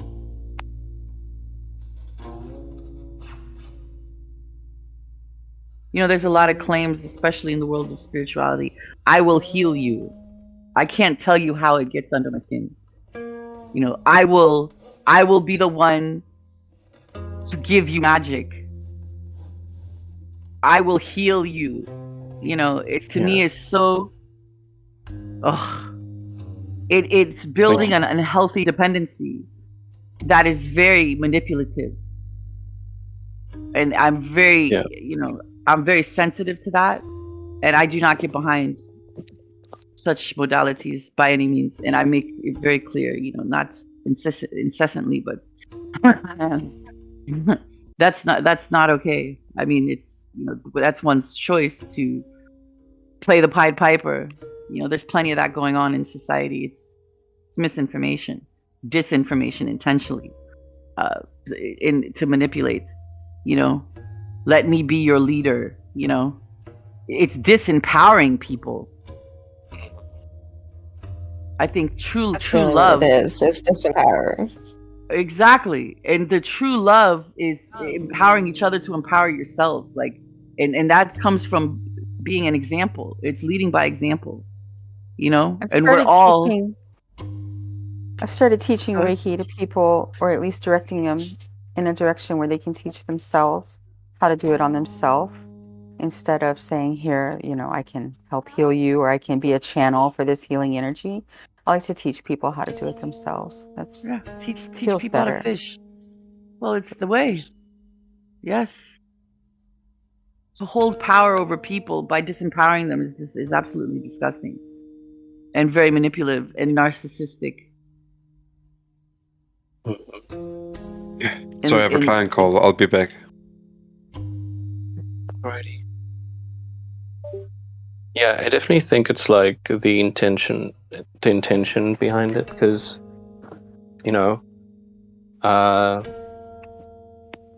we all have different vocations and callings in life.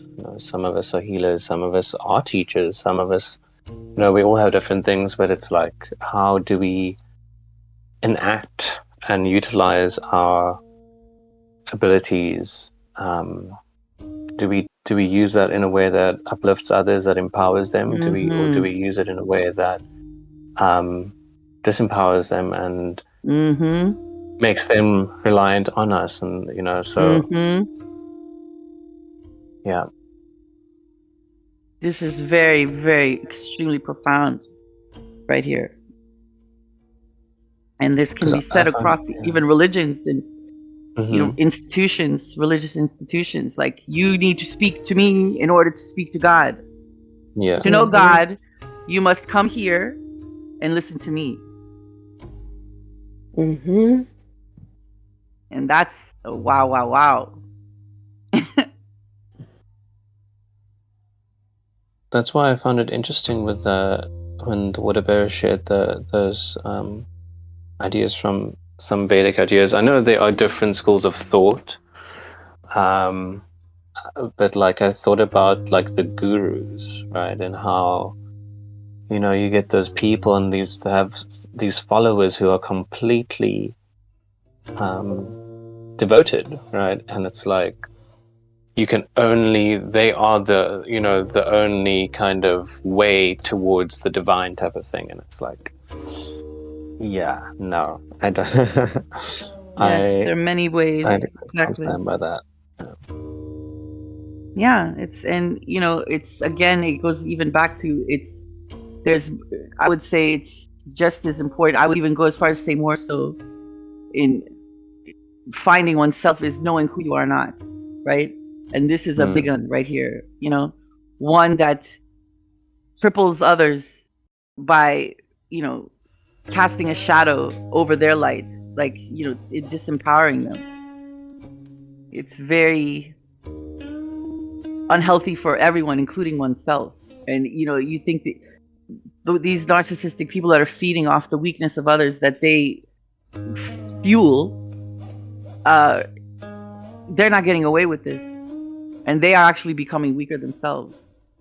As strong as they might think temporarily in the long game of things, there's a balance of nature, and it's very evident in history. At least, well, his story only allows but one perspective. However, in the history of my experience, I've seen it time and time again.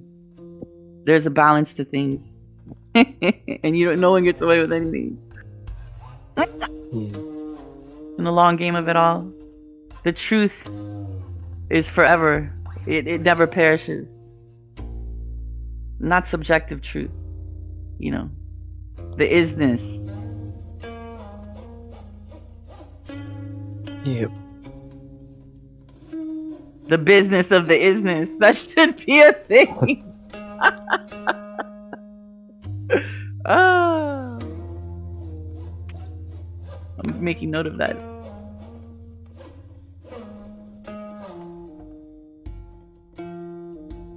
Me likey. Water Bear, does he have anything going on there with respect to this? Before we ease on down to the Genghis Khan.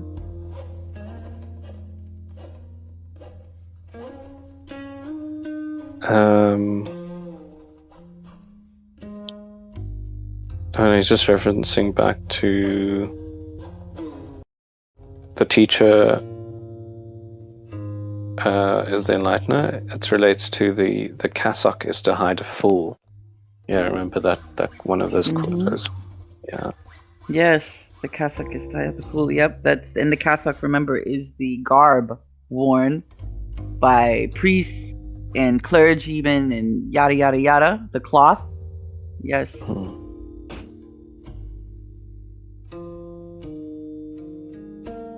And this is not to be offensive. However, it's to shine a light on things seldom spoken, right? Yes.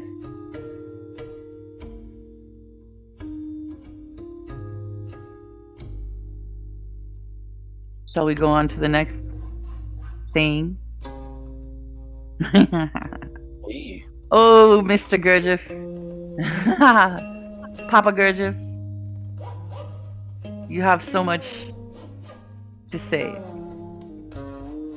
in such few words. Gurdjieff's Papa here. So Genghis Khan was great, but our policeman, so please you, is still greater.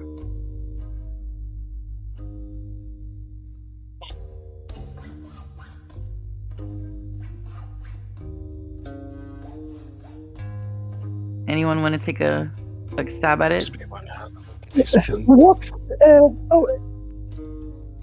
Sorry, I just joined. What are you guys talking about? Hi, Kewen.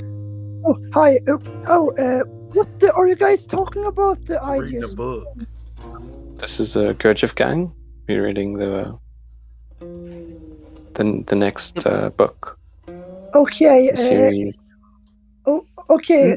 I'm sorry, but I have no idea about that. So, if you want, you can do it like a short recap. But oh boy, I don't really care about spoilers anyway. So, okay. Yeah. Sweet. Well, welcome. We're reading the book Meetings with Remarkable Men. Mm-hmm. We are on page. What page are we on? Let's see. We are on page 49. Yes, I'll post the link in Lotus Lounge. If you'd like to follow along, we're going over these sayings of G.I. Gurdjieff's father. The link is in Lotus Lounge. It might actually. It might actually be available as an audiobook, so I might actually check that out because, I'm actually probably a few of the people who actually like listening to books rather than actually reading them. My God, well, let me invite you. We're actually doing that. This is a podcast, and we're actually reading the book out loud and discussing it. Okay. Yeah, I get it. Thanks. Yes, but of course. And there he goes. Kewen. Gotta love him. So Genghis Khan was great, but our policeman, so please you, is still greater.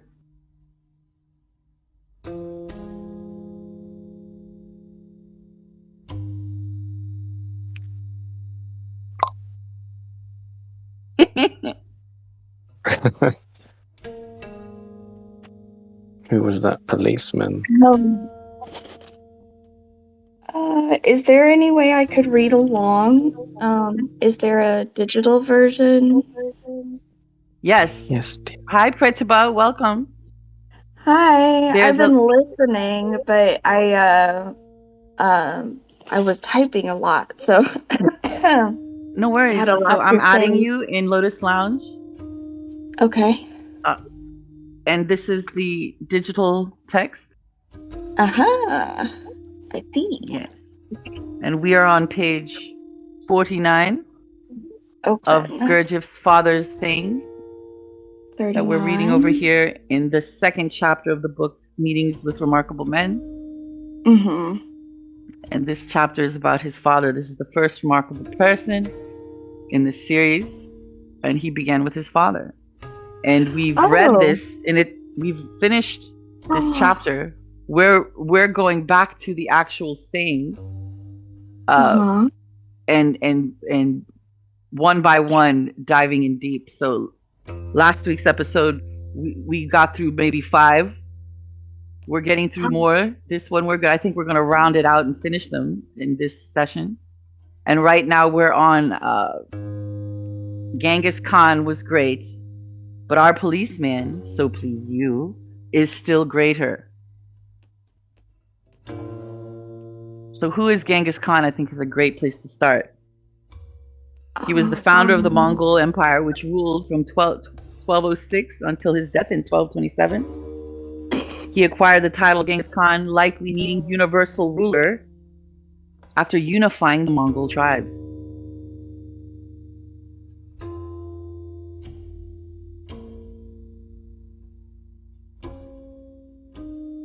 So I think, I'll take a stab at it. Why not? I think what's being said here is, look, the unification was great, folks, but our policeman, who governs over our day-to-day right here, right now, so please you, is still greater.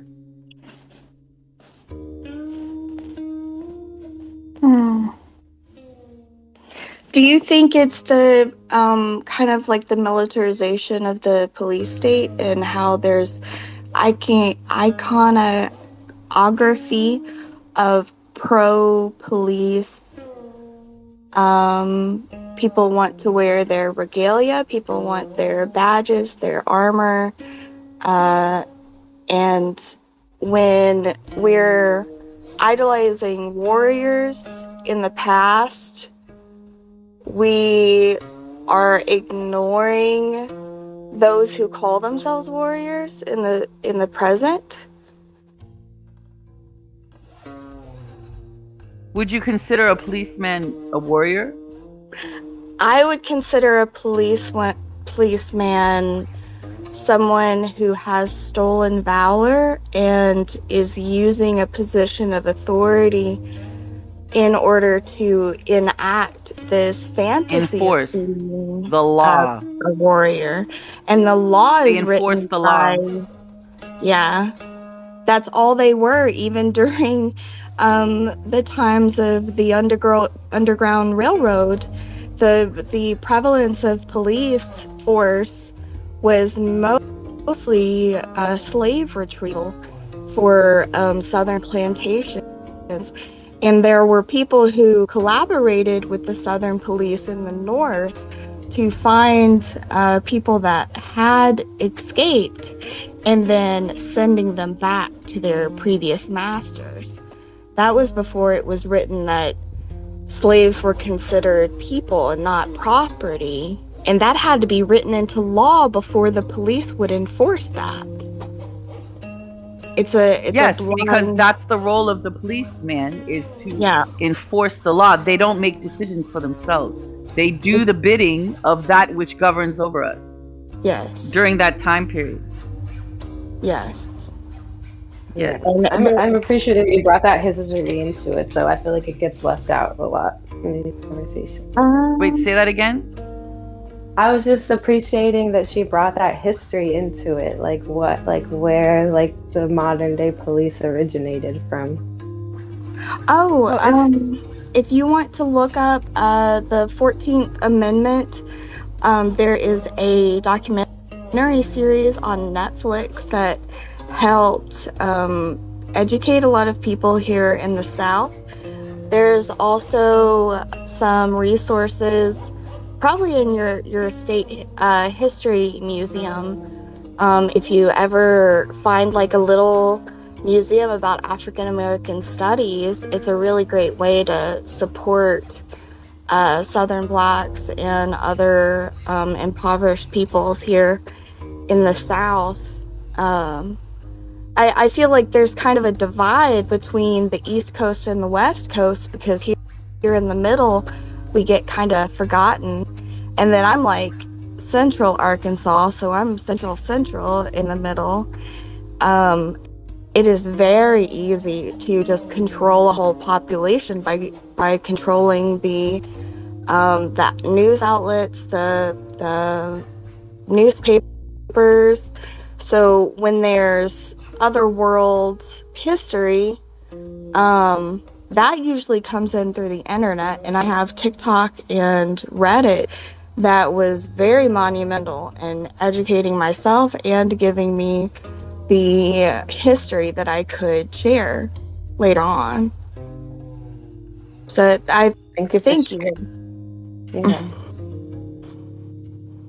I have something to say, but I don't know if it's appropriate to the conversation or not, but it is on that topic. Do we have time for it, or do you want to move on? Of course. Please. I love input. Yes. Okay. Well, first of all, the police in this country, while that may have been a goal, it's not the origins of police or modern police.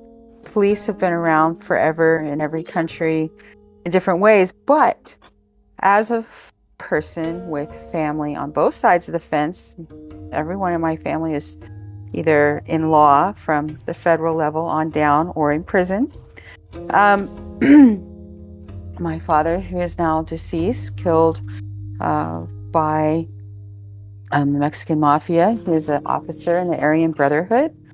And my adopted father, his brother, is a police officer My adoptive brother is a federal corrections officer. I have family that are working in prisons, and I have FBI family, CIA family. All kinds of people in all branches of the law. And let me tell you, they work together. And they are definitely working to keep people of color, and not only of color, but of, races that they just don't like, in prison, incarcerated, so that they cannot breed, so that keep the population down, so that there is, broken homes. Balance is maintained, so that the white people can prevail. And it's sickening. Yep. And it's true. It's not a conspiracy. I've been around when family are talking and conspiring together. My adopted dad, who's a police officer and was head of the gang unit here in San Antonio, where where all of the gangs come to do business, is not an accident. He was forced into being a police officer by my biological dad, who's, like I said, an officer in the Aryan Brotherhood. And they all work together at all levels to bring people in off the streets and keep them incarcerated so that they're not breeding. It's ridiculous. It's true. It's very true. It's not the origins, but it is a horrible history to have. And it's not specific to the United States. It's been going on in countries since the dawn of time.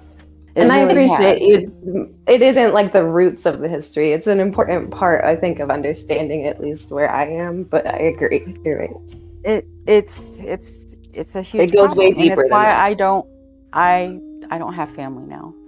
I don't talk to them. I'm not involved with them. It's too dangerous, and it's not a philosophy that I live by, and they know that, and so we have nothing to do with each other anymore. But it's real. It's not real. It's not a conspiracy, and it's not people getting up and getting mad about things that don't exist. It's actually really hardcore true. It's happening.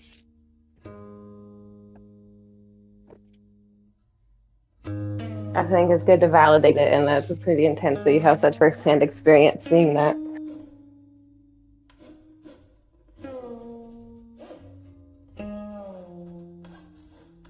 It's disgusting. It comes. All the king's horses and all the king's men couldn't put Humpty together again.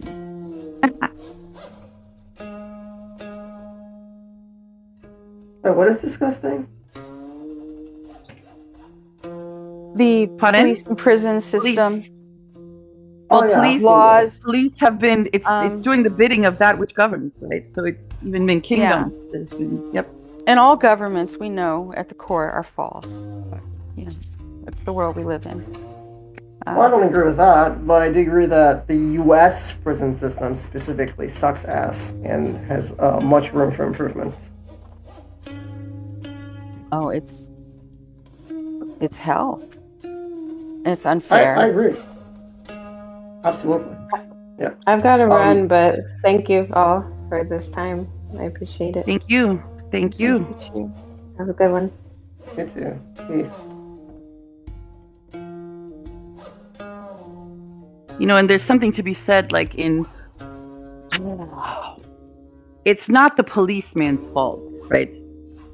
It's the institution. I think there are plenty of brave people in blue, so to speak. There are, I don't want to say good cop, bad cop. It's the system that's the disease, right? It's not the soldier's fault, It's the militarization, right? It's not the country's fault. It's not the people's fault. It's right. I agree. The government body. I've got my partner. He was a child that was raised by a CIA agent and DIA. Well, he worked with the CIA, but he was DEA, and he's a retired police officer now, and his friends are bikers. He likes to go to border towns, and he works a lot in Nevada.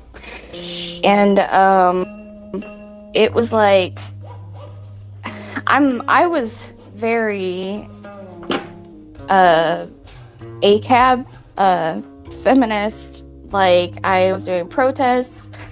I probably would be considered like his worst nightmare. And then I fell in love with his son. But he had two other sons too. And like, he really has a distaste for police nowadays, because he grew up with the corruption. And I say grew up because, I mean, when he became a police officer, he was a lawyer. He was like 28, and he already had 3 sons and a wife, and that's just the Irish Catholic in him, I guess. But the institution that raised him was very like honorable, do something with your life, become a hero. And when he was like face to face with like corruption, he retired as soon as he could, and now he's just been off doing what he really which was grow his hair long and ride a motorcycle and make movies in the desert. So it's like the people that are in law enforcement right now can have a whole spectrum of reasons, and it could be they were helped by a nice police officer, it could be that their family had law in it, it could be a movie, it could be a comic book, it could be superhero movies, it can be anything that influences people to make the decisions they do. And they decide at a very, very young age what they should be doing for their whole life, because that's how they were raised. And exactly. Yeah, like I feel for a lot of people that didn't know that they could be a ballet dancer and be a boy, that they couldn't be an artist and a accountant. They couldn't run their dad's shop and do whatever else drag on the side. And it's like, I don't believe in stifling 100% people. Give them all the options. Like, give them the fruit tree. Try from every fruit. And be a guide. You're not a controller. You're a guide for the next generation. Like, we lost all of our elders. They were the social justice warriors. They were the people that were putting themselves between the bullets and us. To me, the true social justice warriors, not in the definition of now.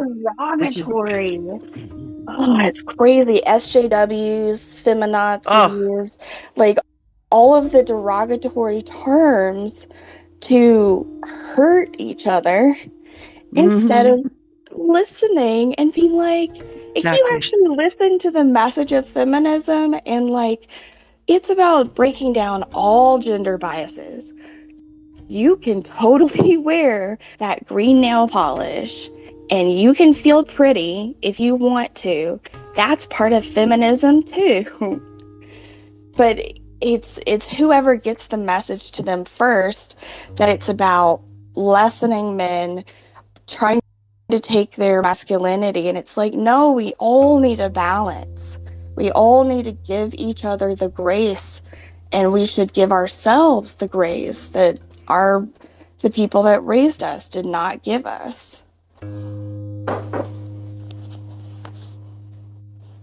I gotta go quiet now. My voice hurts. Well, thank you. Then please don't need to strain for sure. I mean, it's a very slippery slope, right? It's like it comes from infrastructure or lack thereof, right? And so this systemic disease is the root of the behavior of these,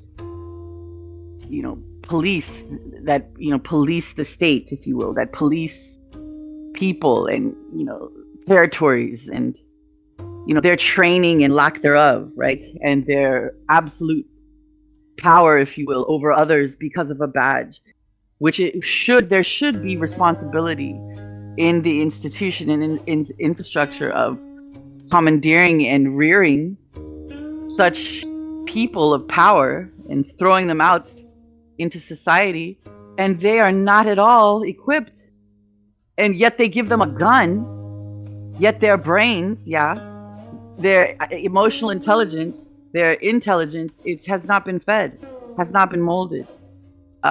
It's scary.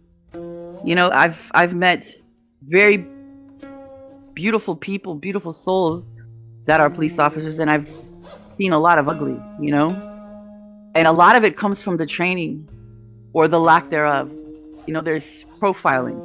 Now, mind you, let's also look at how the job is executed. So, you've got police that patrol one area all the time. There's no cross-pollination. There's no sharing of regions. So you've got people who, as a profession, are constantly interacting with criminals, right? Is that going to jade you? Isn't that going to give you a skewed perspective on things? Like, shouldn't there be a rounding about? And not to mention that these people aren't even from the communities in which they police. So there's no cultural understanding of the people in which they are profiling and are executing power over. So how are you going to execute something with any type of clarity or understanding for that matter? All the standing for that matter, when there's no connection to the people.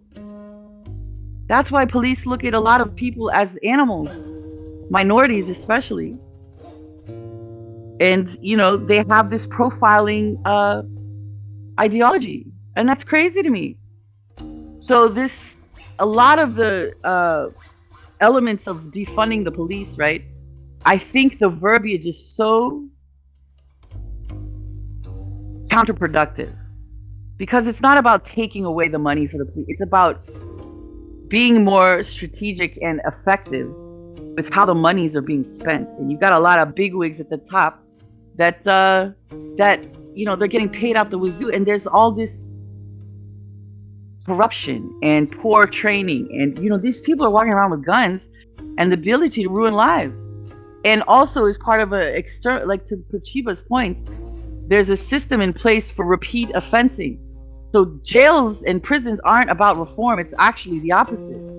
You get worse in jail. The majority. You get a number, right? And the odds of you coming back are exponential. In fact, even being on parole, and I think, what is it called when you have something hanging over you? It's called, how when you're, what is it called when you are? Well, it's not even parole. It's a term that's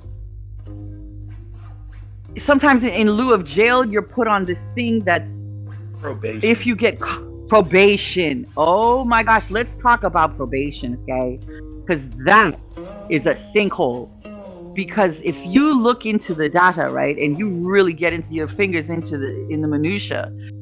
To be on probation is this cloud hanging over your head. This gavel is going to hit any moment. You could be driving on a suspended license or not have the registration. You could be in a car with someone else that happens to have something on them, and you're donezo. Like, probation is one of the most slippery slopes, and nobody really talks about that, right? I think now it's coming in more conversation as of late. But probation is insane. Some people are on probation for 6 years plus, with time hanging over their head. And the cycle repeats. and then they come out and then they're on probation. So even though you're released from jail or you elude you don't go to jail, they hang that probation over you for 4 years. I mean, let's just talk about it. Look, you get pulled over, especially if you're a minority. You're profiled. It's cyclical. So it's like a magnetism towards being thrown in jail again. You're set up to lose. The system, and it's not a flawed system. It's by design. And this is not a conspiracy, okay? This is not a conspiracy by any means. You've heard like 4 of us say this now. Again, who are we? We could argue that. I challenge all of you. I suggest all of you look into it for yourselves. See for yourself. Have the conversation, right? I just say I agree. Let you know that I agree with everything you said. Yeah, it breaks my heart. I can't tell you how much I'm holding back right now because it's like, I said something in the chat not too long ago. I was talking about the prisons, and I wrote this paper, United States. You wrote a paper? Yes, the stars, bars, and stripes, the United States penal system. And it's like, this person just attacks me. It's like, well, okay, if people, what is the alternative and all this other stuff. Here's the thing, like, why are we even fighting about something like this? It's so ridiculous. I want to read your paper. To accept the penal system as it is insane to me. It is not effective. In fact, you know what it's effective? The efficacy there is more of the same. More of the same. More and more and more. And it becomes this machine of just broken homes and lost lives of the living. And it breaks my heart because now women are really on the uptick of this too. They're having babies in jail. And it's like, not to mention the corruption in the jail systems of the officers and the drugs. There's more crime. And it's so funny because people look at prisoners as if they're not human. Oh, they deserve to be there. This I cannot, it makes my head spin how privileged people, it's a lot of times it's the privileged people, right? Sitting up high on their pedestals in their comforts of the bosom of their families and the money. My observation, that look down upon, pardon? Sorry, no, go ahead. I thought you were finished. That look down upon these quote unquote criminals, right? Oh, they deserve it. They've done their crimes, right? They should have thought of that before they did the crime. It's not that simple. The cards are stacked up against them from the beginning. They're not sitting, in nature or provided by their families. They've not been dealt that hand. So to villainize, these people, it breaks my heart because I've been to prison. Not as a prisoner. I mean, that's subjective if you want to consider, how things are structured. But in terms of what we're talking about, I've been there as a visitor, right? And I've seen the way people are treated, right? From the outside looking in, like literally on the other side of the table or the glass, depending on which institution you go to. I've visited jails, I've visited prisons, and it's heartbreaking.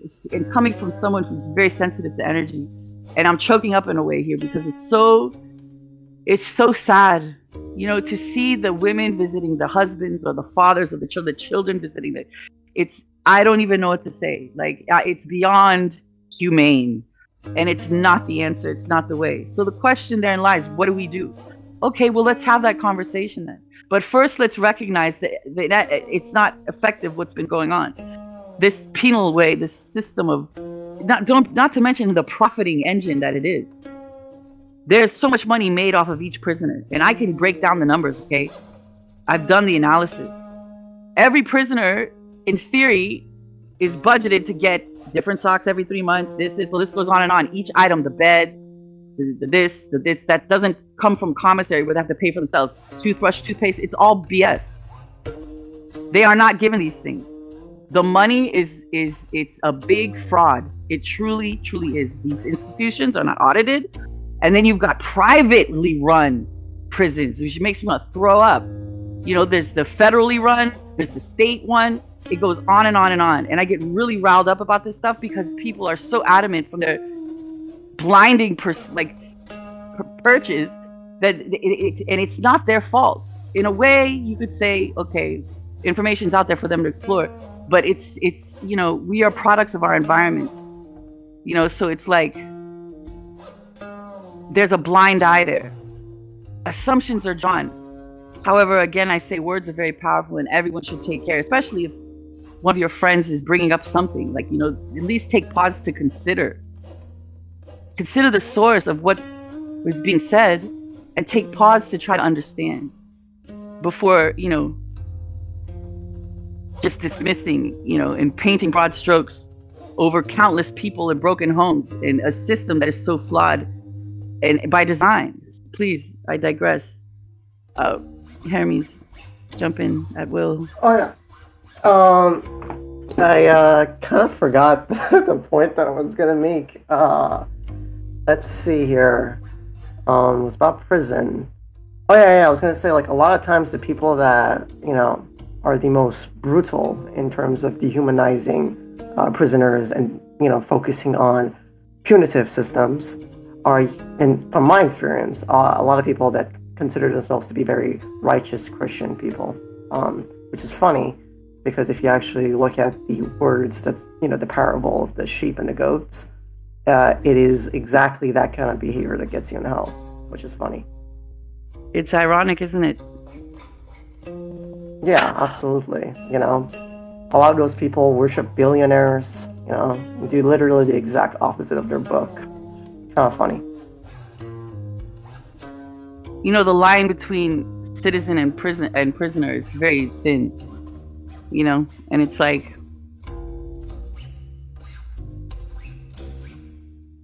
especially when it comes to America, and I find that people not from America, more so than anyone, act very confident about their opinions of America. It's true though. I'm constantly facing things said about America from people who've never even been to America. Like, it's okay. Well, I think even in visiting America, one doesn't know. Visiting anywhere, one doesn't understand culture until you go to school there. Really, going to school there really gives insight into culture, because this is the child's experience, which then, going back to Mr. Gurdjieff's, meaning the father of Gurdjieff, his statement about the wiseacring of women, right, makes for a peaceful earth, right? Doesn't allow a peaceful earth, right? Because the governance of the children determines the future. And experiencing a school environment is very indicative of not only the future, but the past from which we've come as a society, as a culture. Yeah, I do want to clarify, because I think in some ways that could potentially apply to me. I am an immigrant, but I've been here for 5 years, and I've gone to college and university here. I'm still going. So I just want to clarify that. Cool. I would say, though, college and university is very different from schools like the grammar school and coming up that school, because at that point there's a higher awareness of life and living. I think when you come to elementary school, junior high, and high school, I think you find a lot of repetition of what happens at home reflected in the school through the children, because they're a product of their environment, right? And I think when you get into more higher learning environments, not only do you weed out a certain socioeconomic class, right, but also, at least in the institutions of America, because college is not free here, right, you also have a higher learning of person. So I think that's very different than, the average child growing up in a school environment. I think there's a different it's a different type of experience. Yes. Well, I don't disagree with that. My experience is very, very different than most people. That being said, I do still think what I said about the many Christians yes, really being punitive and wrathful towards prisoners is warranted, because I'm not just basing it on anecdotal evidence, but I am basing it on voting patterns and the policies that many Christians want the whole like being tough on crime kind of shit, and who is the party of that, and then which demographic with respect to religion generally voted for that. For example, evangelical Christians seem to be very, very wrathful in nature. They don't care about the poor. They hate the immigrants with passion. They fucking hate prisoners, and many other things like that. I can get into details, but I think I'll leave it at that. Do you think this is solely Christian or extreme faith systems in general? Any like extreme belief? Well, I mean, it can be many extreme ones. There are, of course, Christians that don't. That's why I specified evangelical Christians specifically.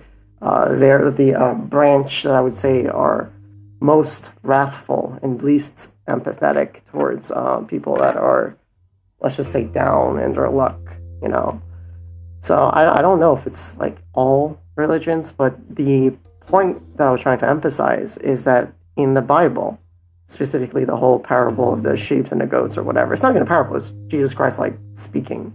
And in it, it specifically states like it's talking about Christians, okay? It's talking about two different kinds of Christians.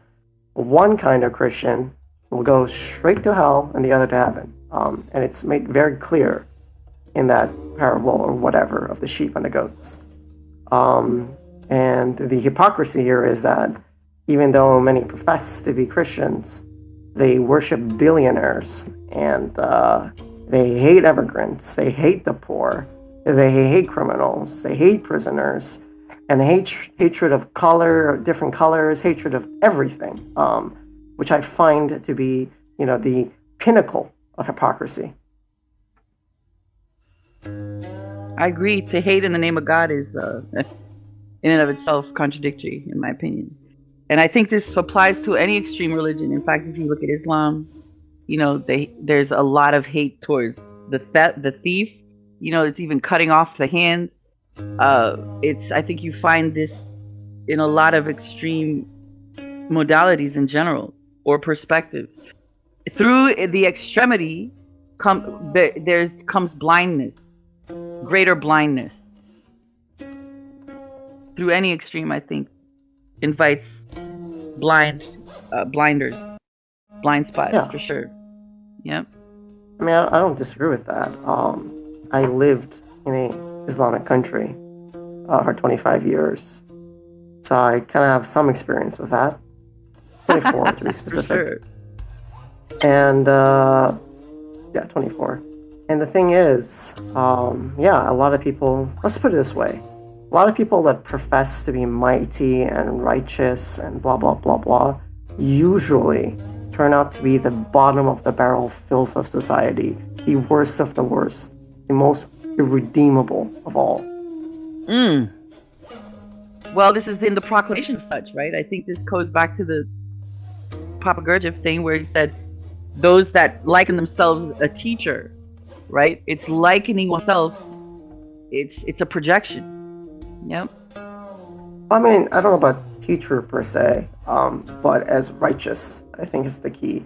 When you have to tell others that you're righteous or that you are of a righteous group or something, it just is basically screaming to everyone that you're not, to people that have the eye to see, that you're not righteous, that you're the exact fucking opposite of it. Yep. It's a posture. Yes. So like a lot of those Christians that go around and saying secularism has brought about immorality and blah, blah, blah, blah, blah, they are usually the filth of the world. I mean, even one that I could say in people I interact with who say that they are the highest magician. I am the great magician, and this air of arrogance of knowing everything. Like, I think it just speaks, and I believe in my heart of hearts, the one that says they know everything is the one that knows the least, for sure. It is proven time and time again,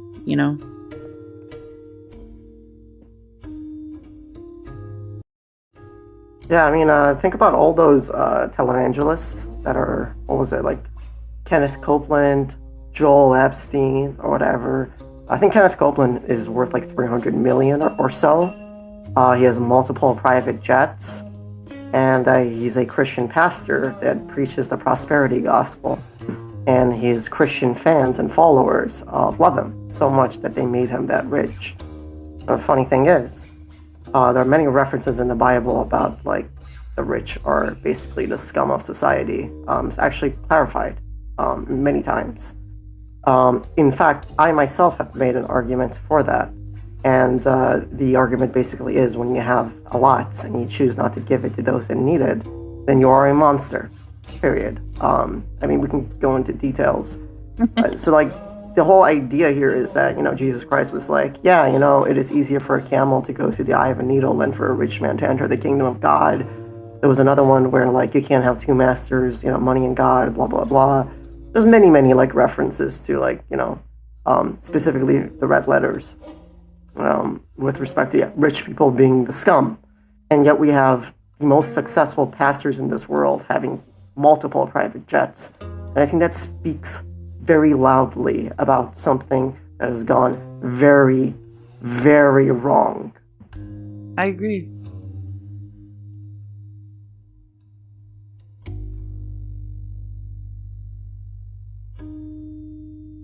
Let's hear from Water Bear, why don't we? It's been a minute. Genghis Khan is a feared historical figure in the East,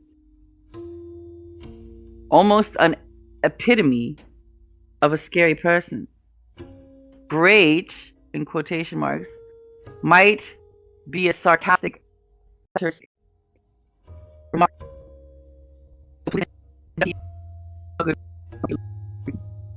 All time.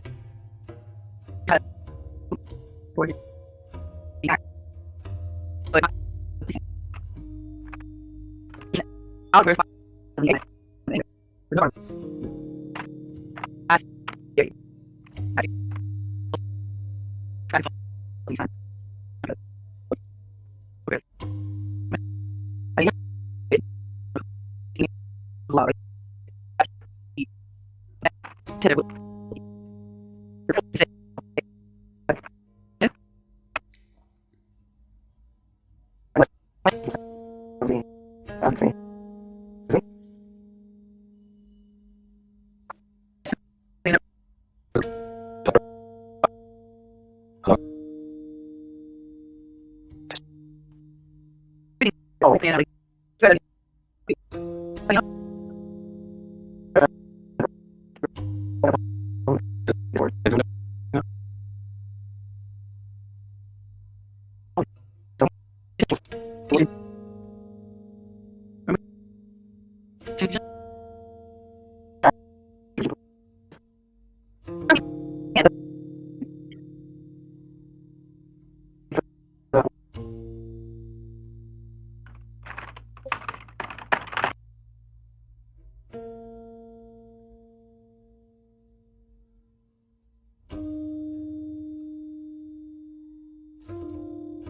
Sent to Japan before. What? I'm gonna reread. Sabotage. I mean, I don't know what's going on in Japan. That means I'm like, what's going on? So let's see. Genghis Khan is feared. So this is from Water Bear. I'm reiterating because of the, impedance of connection, clarity of the statement. So from Water Bear's statement here, Genghis Khan is a feared, in quotes, historical figure in the East, almost an epitome of a scary person. Great, in quotation marks, might be a sarcastic, satiristic remark. So policemen beat up people for no good reason or particular reason all the time. Genghis still had a slight reason for his frightening acts, but not the policeman. He can outburst violently, anytime, anywhere for no rhyme or reason. That's scary. That's fear itself. The sky can fall anytime. And so jumping back out, I mean, this is very interesting, in that the police in its policing over people can use the badge as for the purpose of to bend his will and to force his or her will onto anyone else, right? Water Bear further goes on to say, I believe power, in quotes, is essentially corrupting. It can be, right? Here's the thing. I think external identity power. We are all powerful, right? We have such unlimited power. We haven't begun to scratch the surface. And we don't wield it because we're too busy empowering that is which is external to us and chasing identity through things that are external through us. That then through this lens of external identity, we allow the power to empower ourselves through that dependency of external identity. However, if we allow the power within us,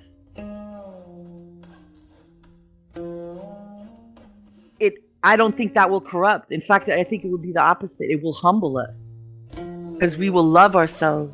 And that would allow for interconnectivity on the purest level or form from love that binds us all, that we are blind to, because we're constantly existing externally.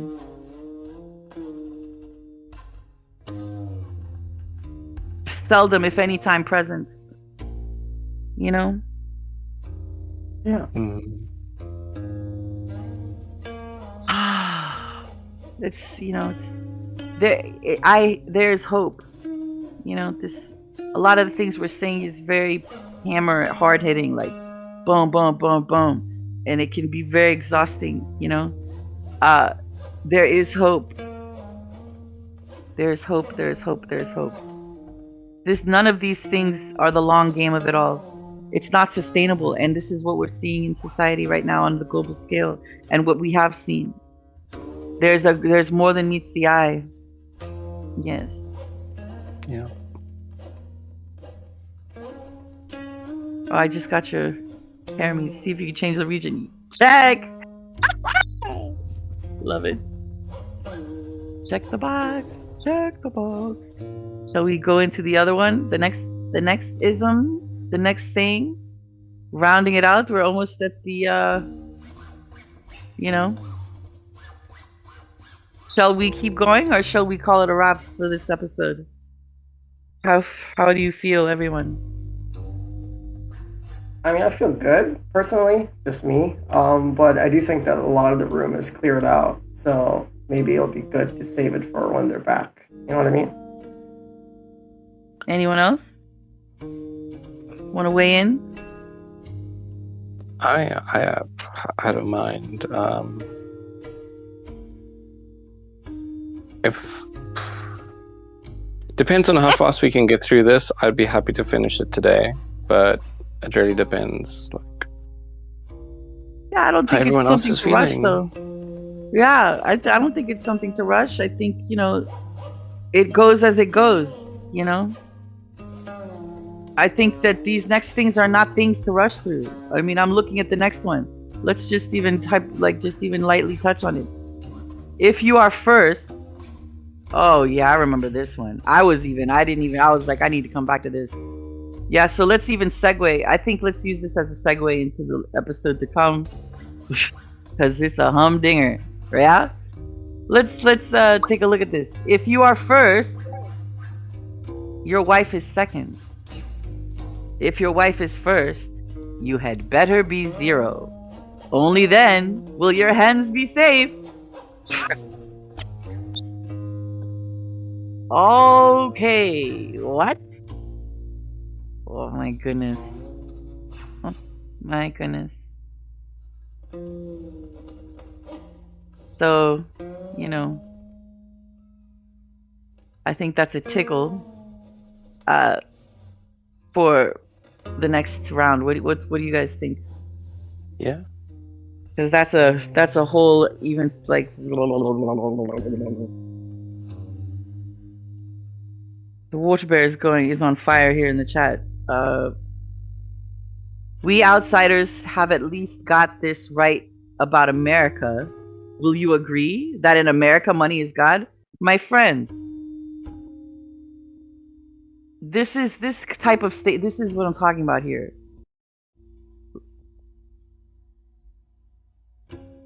I need elaboration on this thing, because that type of statement, it's like,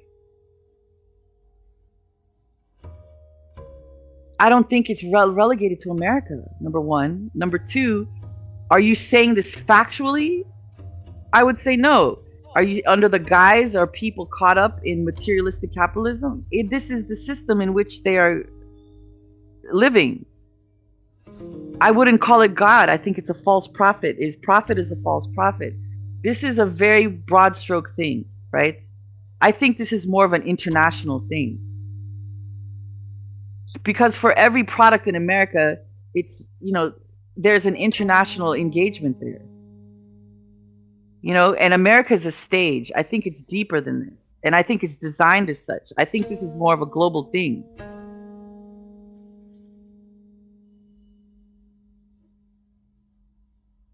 In America, money is God. I don't,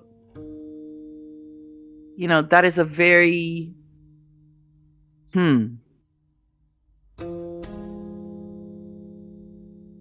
There is a lot of beauty in America and its people. I've lived all over the world. I haven't been east. That is on the list. I will. And I'm telling you that I will say it again. People are people all over the world. We have far more in common than we do not, right?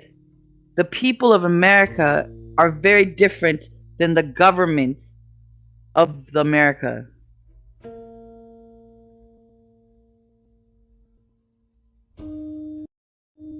The people of South Korea are very different than Kim Jong-un's regime, or North Korea, excuse me.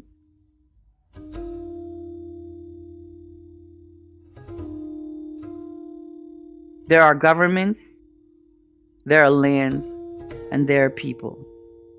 They're not in the same buckets.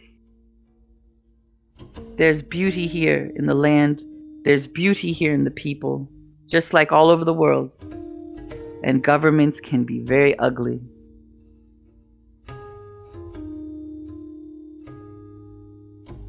And that's not it doesn't have to be like this.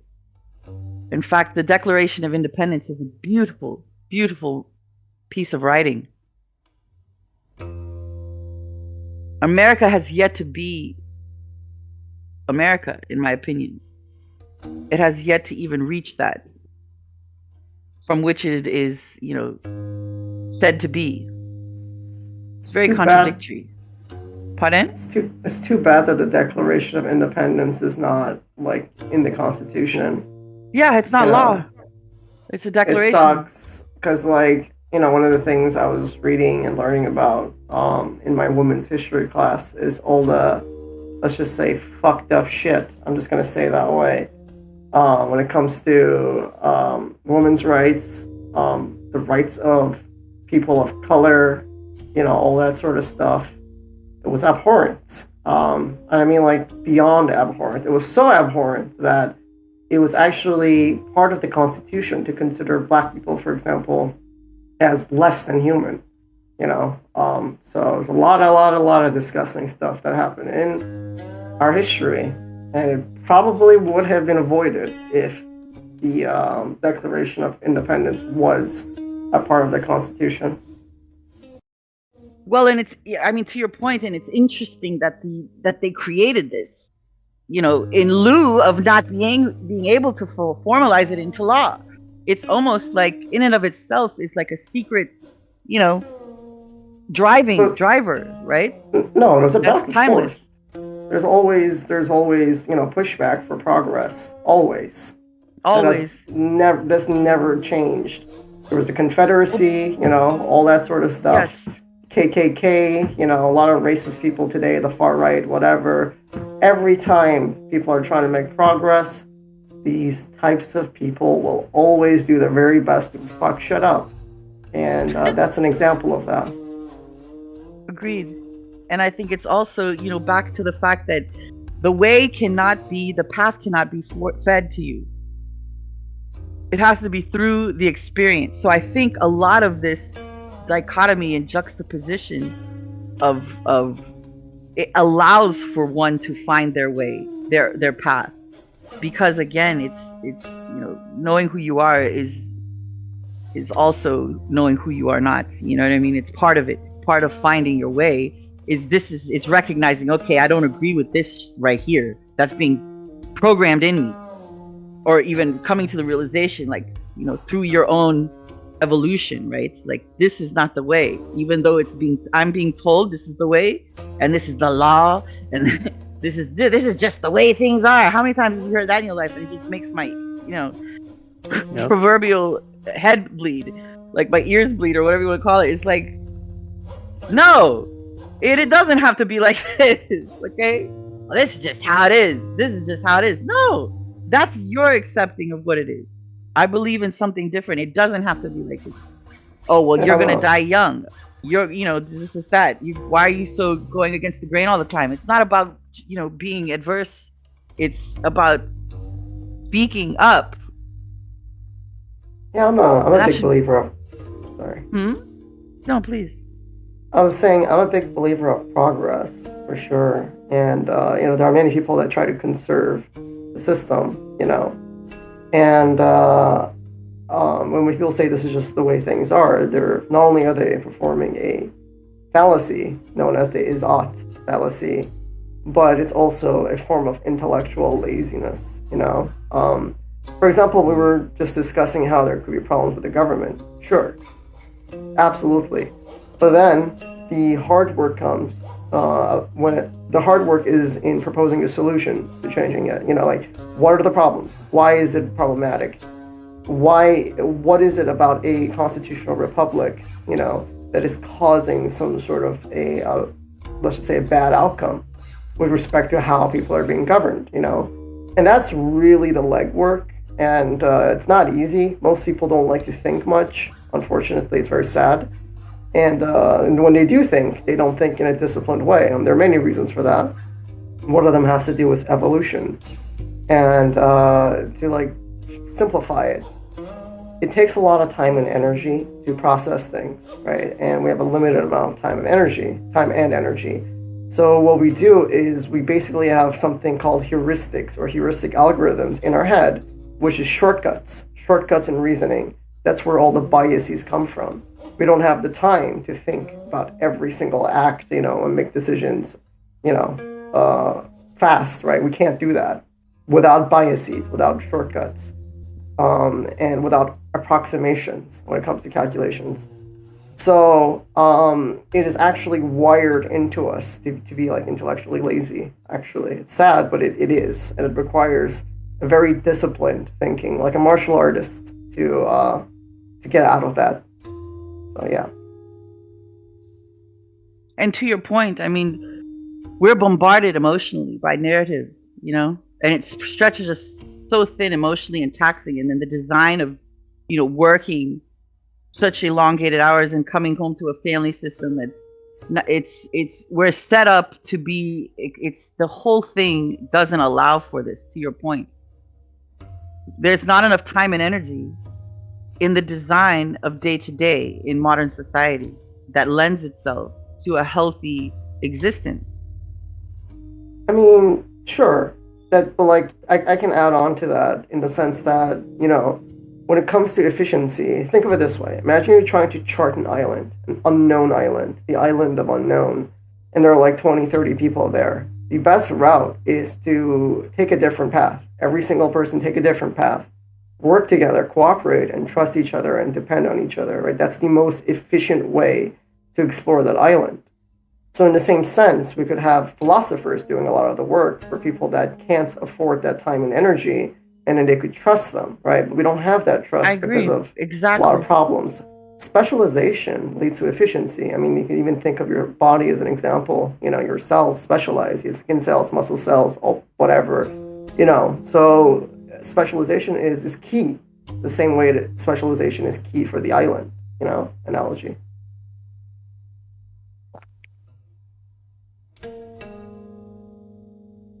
I think it's very profound what's being said here, and it goes back to even, you know, science of yesterday versus science of today. And it's like sciences are so spread apart from each other, and compared to back in the day, like, you know, even in the area of astrology, right? And even in the areas of, pardon? No, I'm listening. You know, and what is the other one? There's astronomy, right? Astrology. These are all parapsychology, psychology, and the 6 science disciplines. You know, it's like if there was more cohesion and working together instead of divisive politics, you know, and it's so apparent to me, you know, in hearing from before, it's fascinating even to hear how back in the day, you know, a king would have a sorcerer, right? Yeah.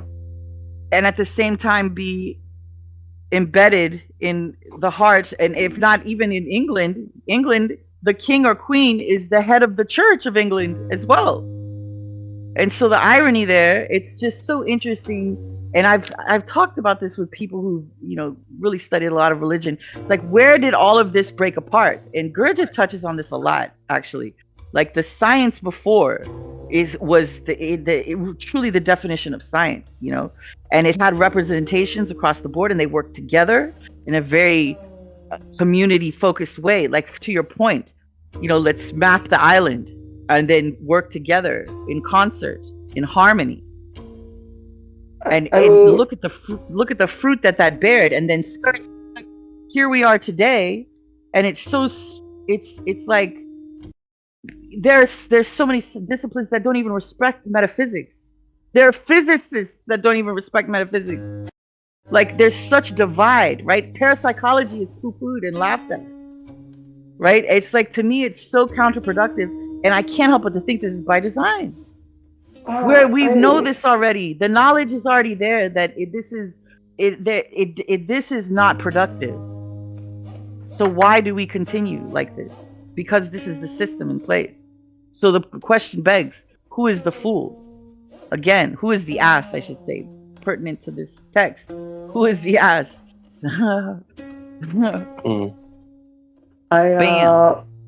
I do want to add something to that, because while I do think it is important to explore all areas, it is also important to have quality control, you know. Indeed. And I mean, I am legit in academia, so to speak. And I have to say, it is quite a disciplined field. I don't think it's much politics, at least not from what I've seen. I would say science is actually is one of the things that has, especially now, has less politics in it than ever before. And many people will probably disagree with me on that. It's fine. It's actually the politics of the people that are hampering the progress of science, I would say. Really, not the other way around. Not the politics of science, but the politics of people politicizing the hard work of disciplined scientists that use a systematic pursuit, you know, of knowledge. They're like disciplined workers. They're very disciplined. I agree. It's the system that's stifling them. There's a lot of complaints from this world, yes, from the scientists themselves, for sure. Please continue. So, like, when it comes to things like parapsychology, I think it is important to also have things like falsifiability, replicability, you know, make sure it's whatever, testing things. I think that is important. And I think it is, so there's a really good video, maybe you can watch, but I can simplify it because I understand it. The idea is that science, more than anything else, seeks to disconfirm rather than confirm. Pseudoscience seeks to confirm. So this might sound counterintuitive, but that's the whole purpose of putting things to the test. You're constantly attacking something in a kind of a crucible that removes all the untruths away until the strongest thing is left there. And of course, that too also is probably replaced or thrown away by something stronger. But this process of attacking an idea until it remains is like the core essence of science. And I think that if parapsychology or some parapsychologists take that same attitude, then it will warrant the same respect. Of course. And it does. Yep. 100% agree. I love that. That is the heart of science. It should not be stifled. You're absolutely right. And method and integrity is important. It's essential. For sure. 100%. Yeah, it's like if you don't have the method and if it can't be replicated, then there's good reason to not trust a claim, right? It's skepticism, but it's skepticism with good intention, you know? True, and there should be no bounds. And one should be able to produce that and reproduce that, and still and findings in pursuit of one thing. If one discovers another thing, it should be taken into consideration. You know, it shouldn't be, you know, dismissed because, okay, I'm doing this one thing. Oh, I found that out. Well, let's not focus on that because it's taking away from the purpose of it. There's, you know, to me, it's like even Einstein. There's so many people that have said the limitations of the scientific method, and I'm not saying in its entirety is flawed. You know, methodology is important. However, it's important to maintain that there are things beyond the box. Of course. And to allow for that. Yes. One of my biggest issues, really, which is why I'm focusing and majoring on philosophy as my primary, you know, major, is that there is this like kind of dry detachment when it comes to academia. This like wholesome gestalt perspective where you look at the whole and you try to connect things. That unfortunately is kind of missing. And I really think if philosophy was there at the root, you know, like the core of what is learned, like if all scientists had at least some basics in philosophy, I really do think it would be, well, not only do I think they would probably be more disciplined because philosophy is all about discipline, but I do think they would probably have more discoveries because of how their minds are connecting the data, you know, in a more big picture sense, which is what philosophers love to do. I think that's profound, and it's a great idea, you know, to fold that into the curriculum criterion, if you will. Yes. I think that's a good, unless anyone has anything to say. I'm sure Water Bear has something as I mosey to that channel. Does anybody else have anything in closing they would like to express?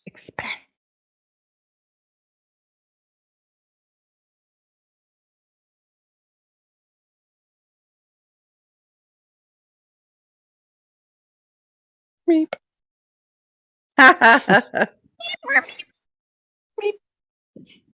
Beep boop beep. Welcome to the simulation. Like, let's see. Hilarious. Pardon? Where did that voice come from? Meet. Oh, Meep, meep meep. Water Bear.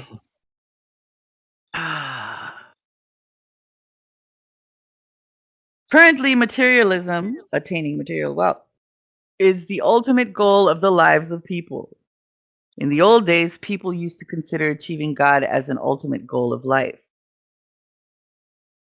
I mean, that's a broad stroke. I see where you're coming from. I agree people aren't the same as their governments, yes. And then here, like how macroscopic physical powers, in parentheses cosmic, are negligible at microscopic level, more light should be shed upon the nature of power in general and self-empowerment. Amen, brother. Continuing on into his statement, America is reduced to a bully who wants to own everything material. Out here in the East by our media, which vilifies America to outsource the blame for pathetic state of things here. I mean, that's profound. And that's very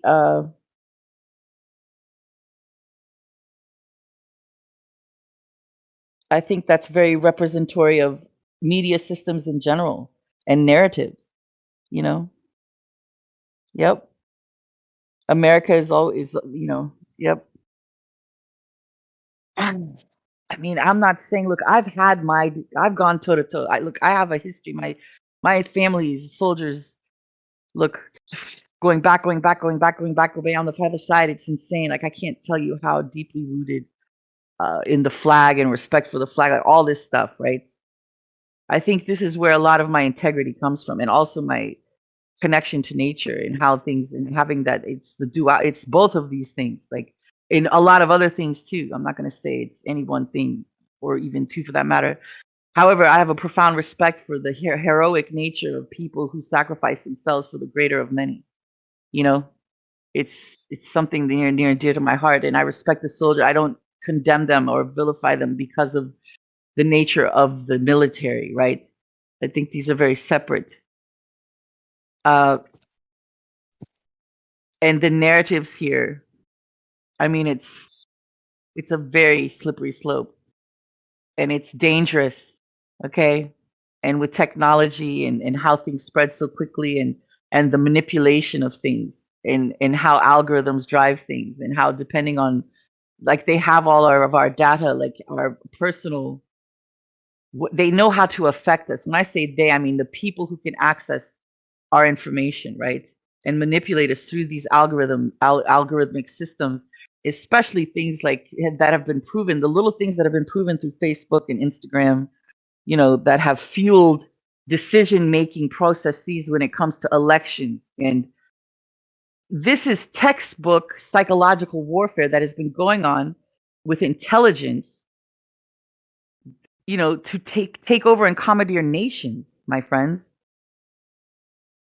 Like, this is not anything new. However, with the advent of technology and the movement of information across, you know, it's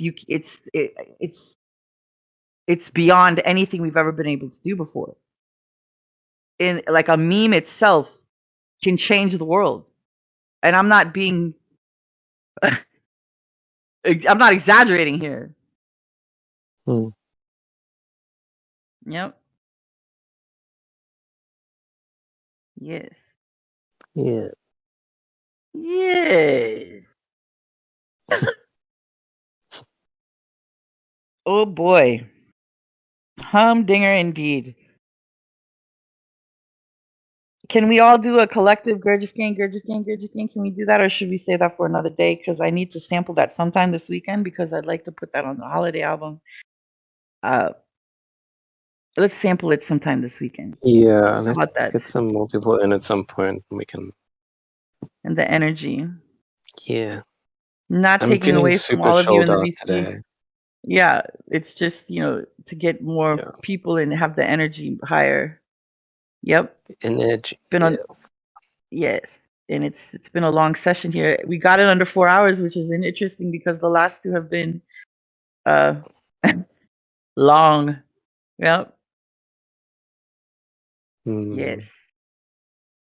So that brings this episode 6 of Gurdjieff Gang to close. I'm scrolling up here in Lotus Lounge so I can find Craigbot. You gotta scroll. Yeah. Scrolling. Where's the Craigbot? It should actually post in the bot channel. Or maybe there's a way that we can. I can post it anywhere, actually. That's very well said. Why do I put it in Lotus Lounge? You see how that is? That's interesting. That's not very efficient on my part. Got it. It's right here. Alrighty. And today is St. Patrick's Day, and I recommend everyone look into what St. Patrick really means and who St. Patrick is and how it all came to be. It's very fascinating, actually. Yes. I do not celebrate that day. Well, you know, St. Patrick was never truly, you know, it's not ordained. There's another word for it. It's not really a saint. It was post-mortem, actually, and canonized. Unofficially. Yeah, canonized. Well said. Yes, that's what it is. Yep. And he's not Irish.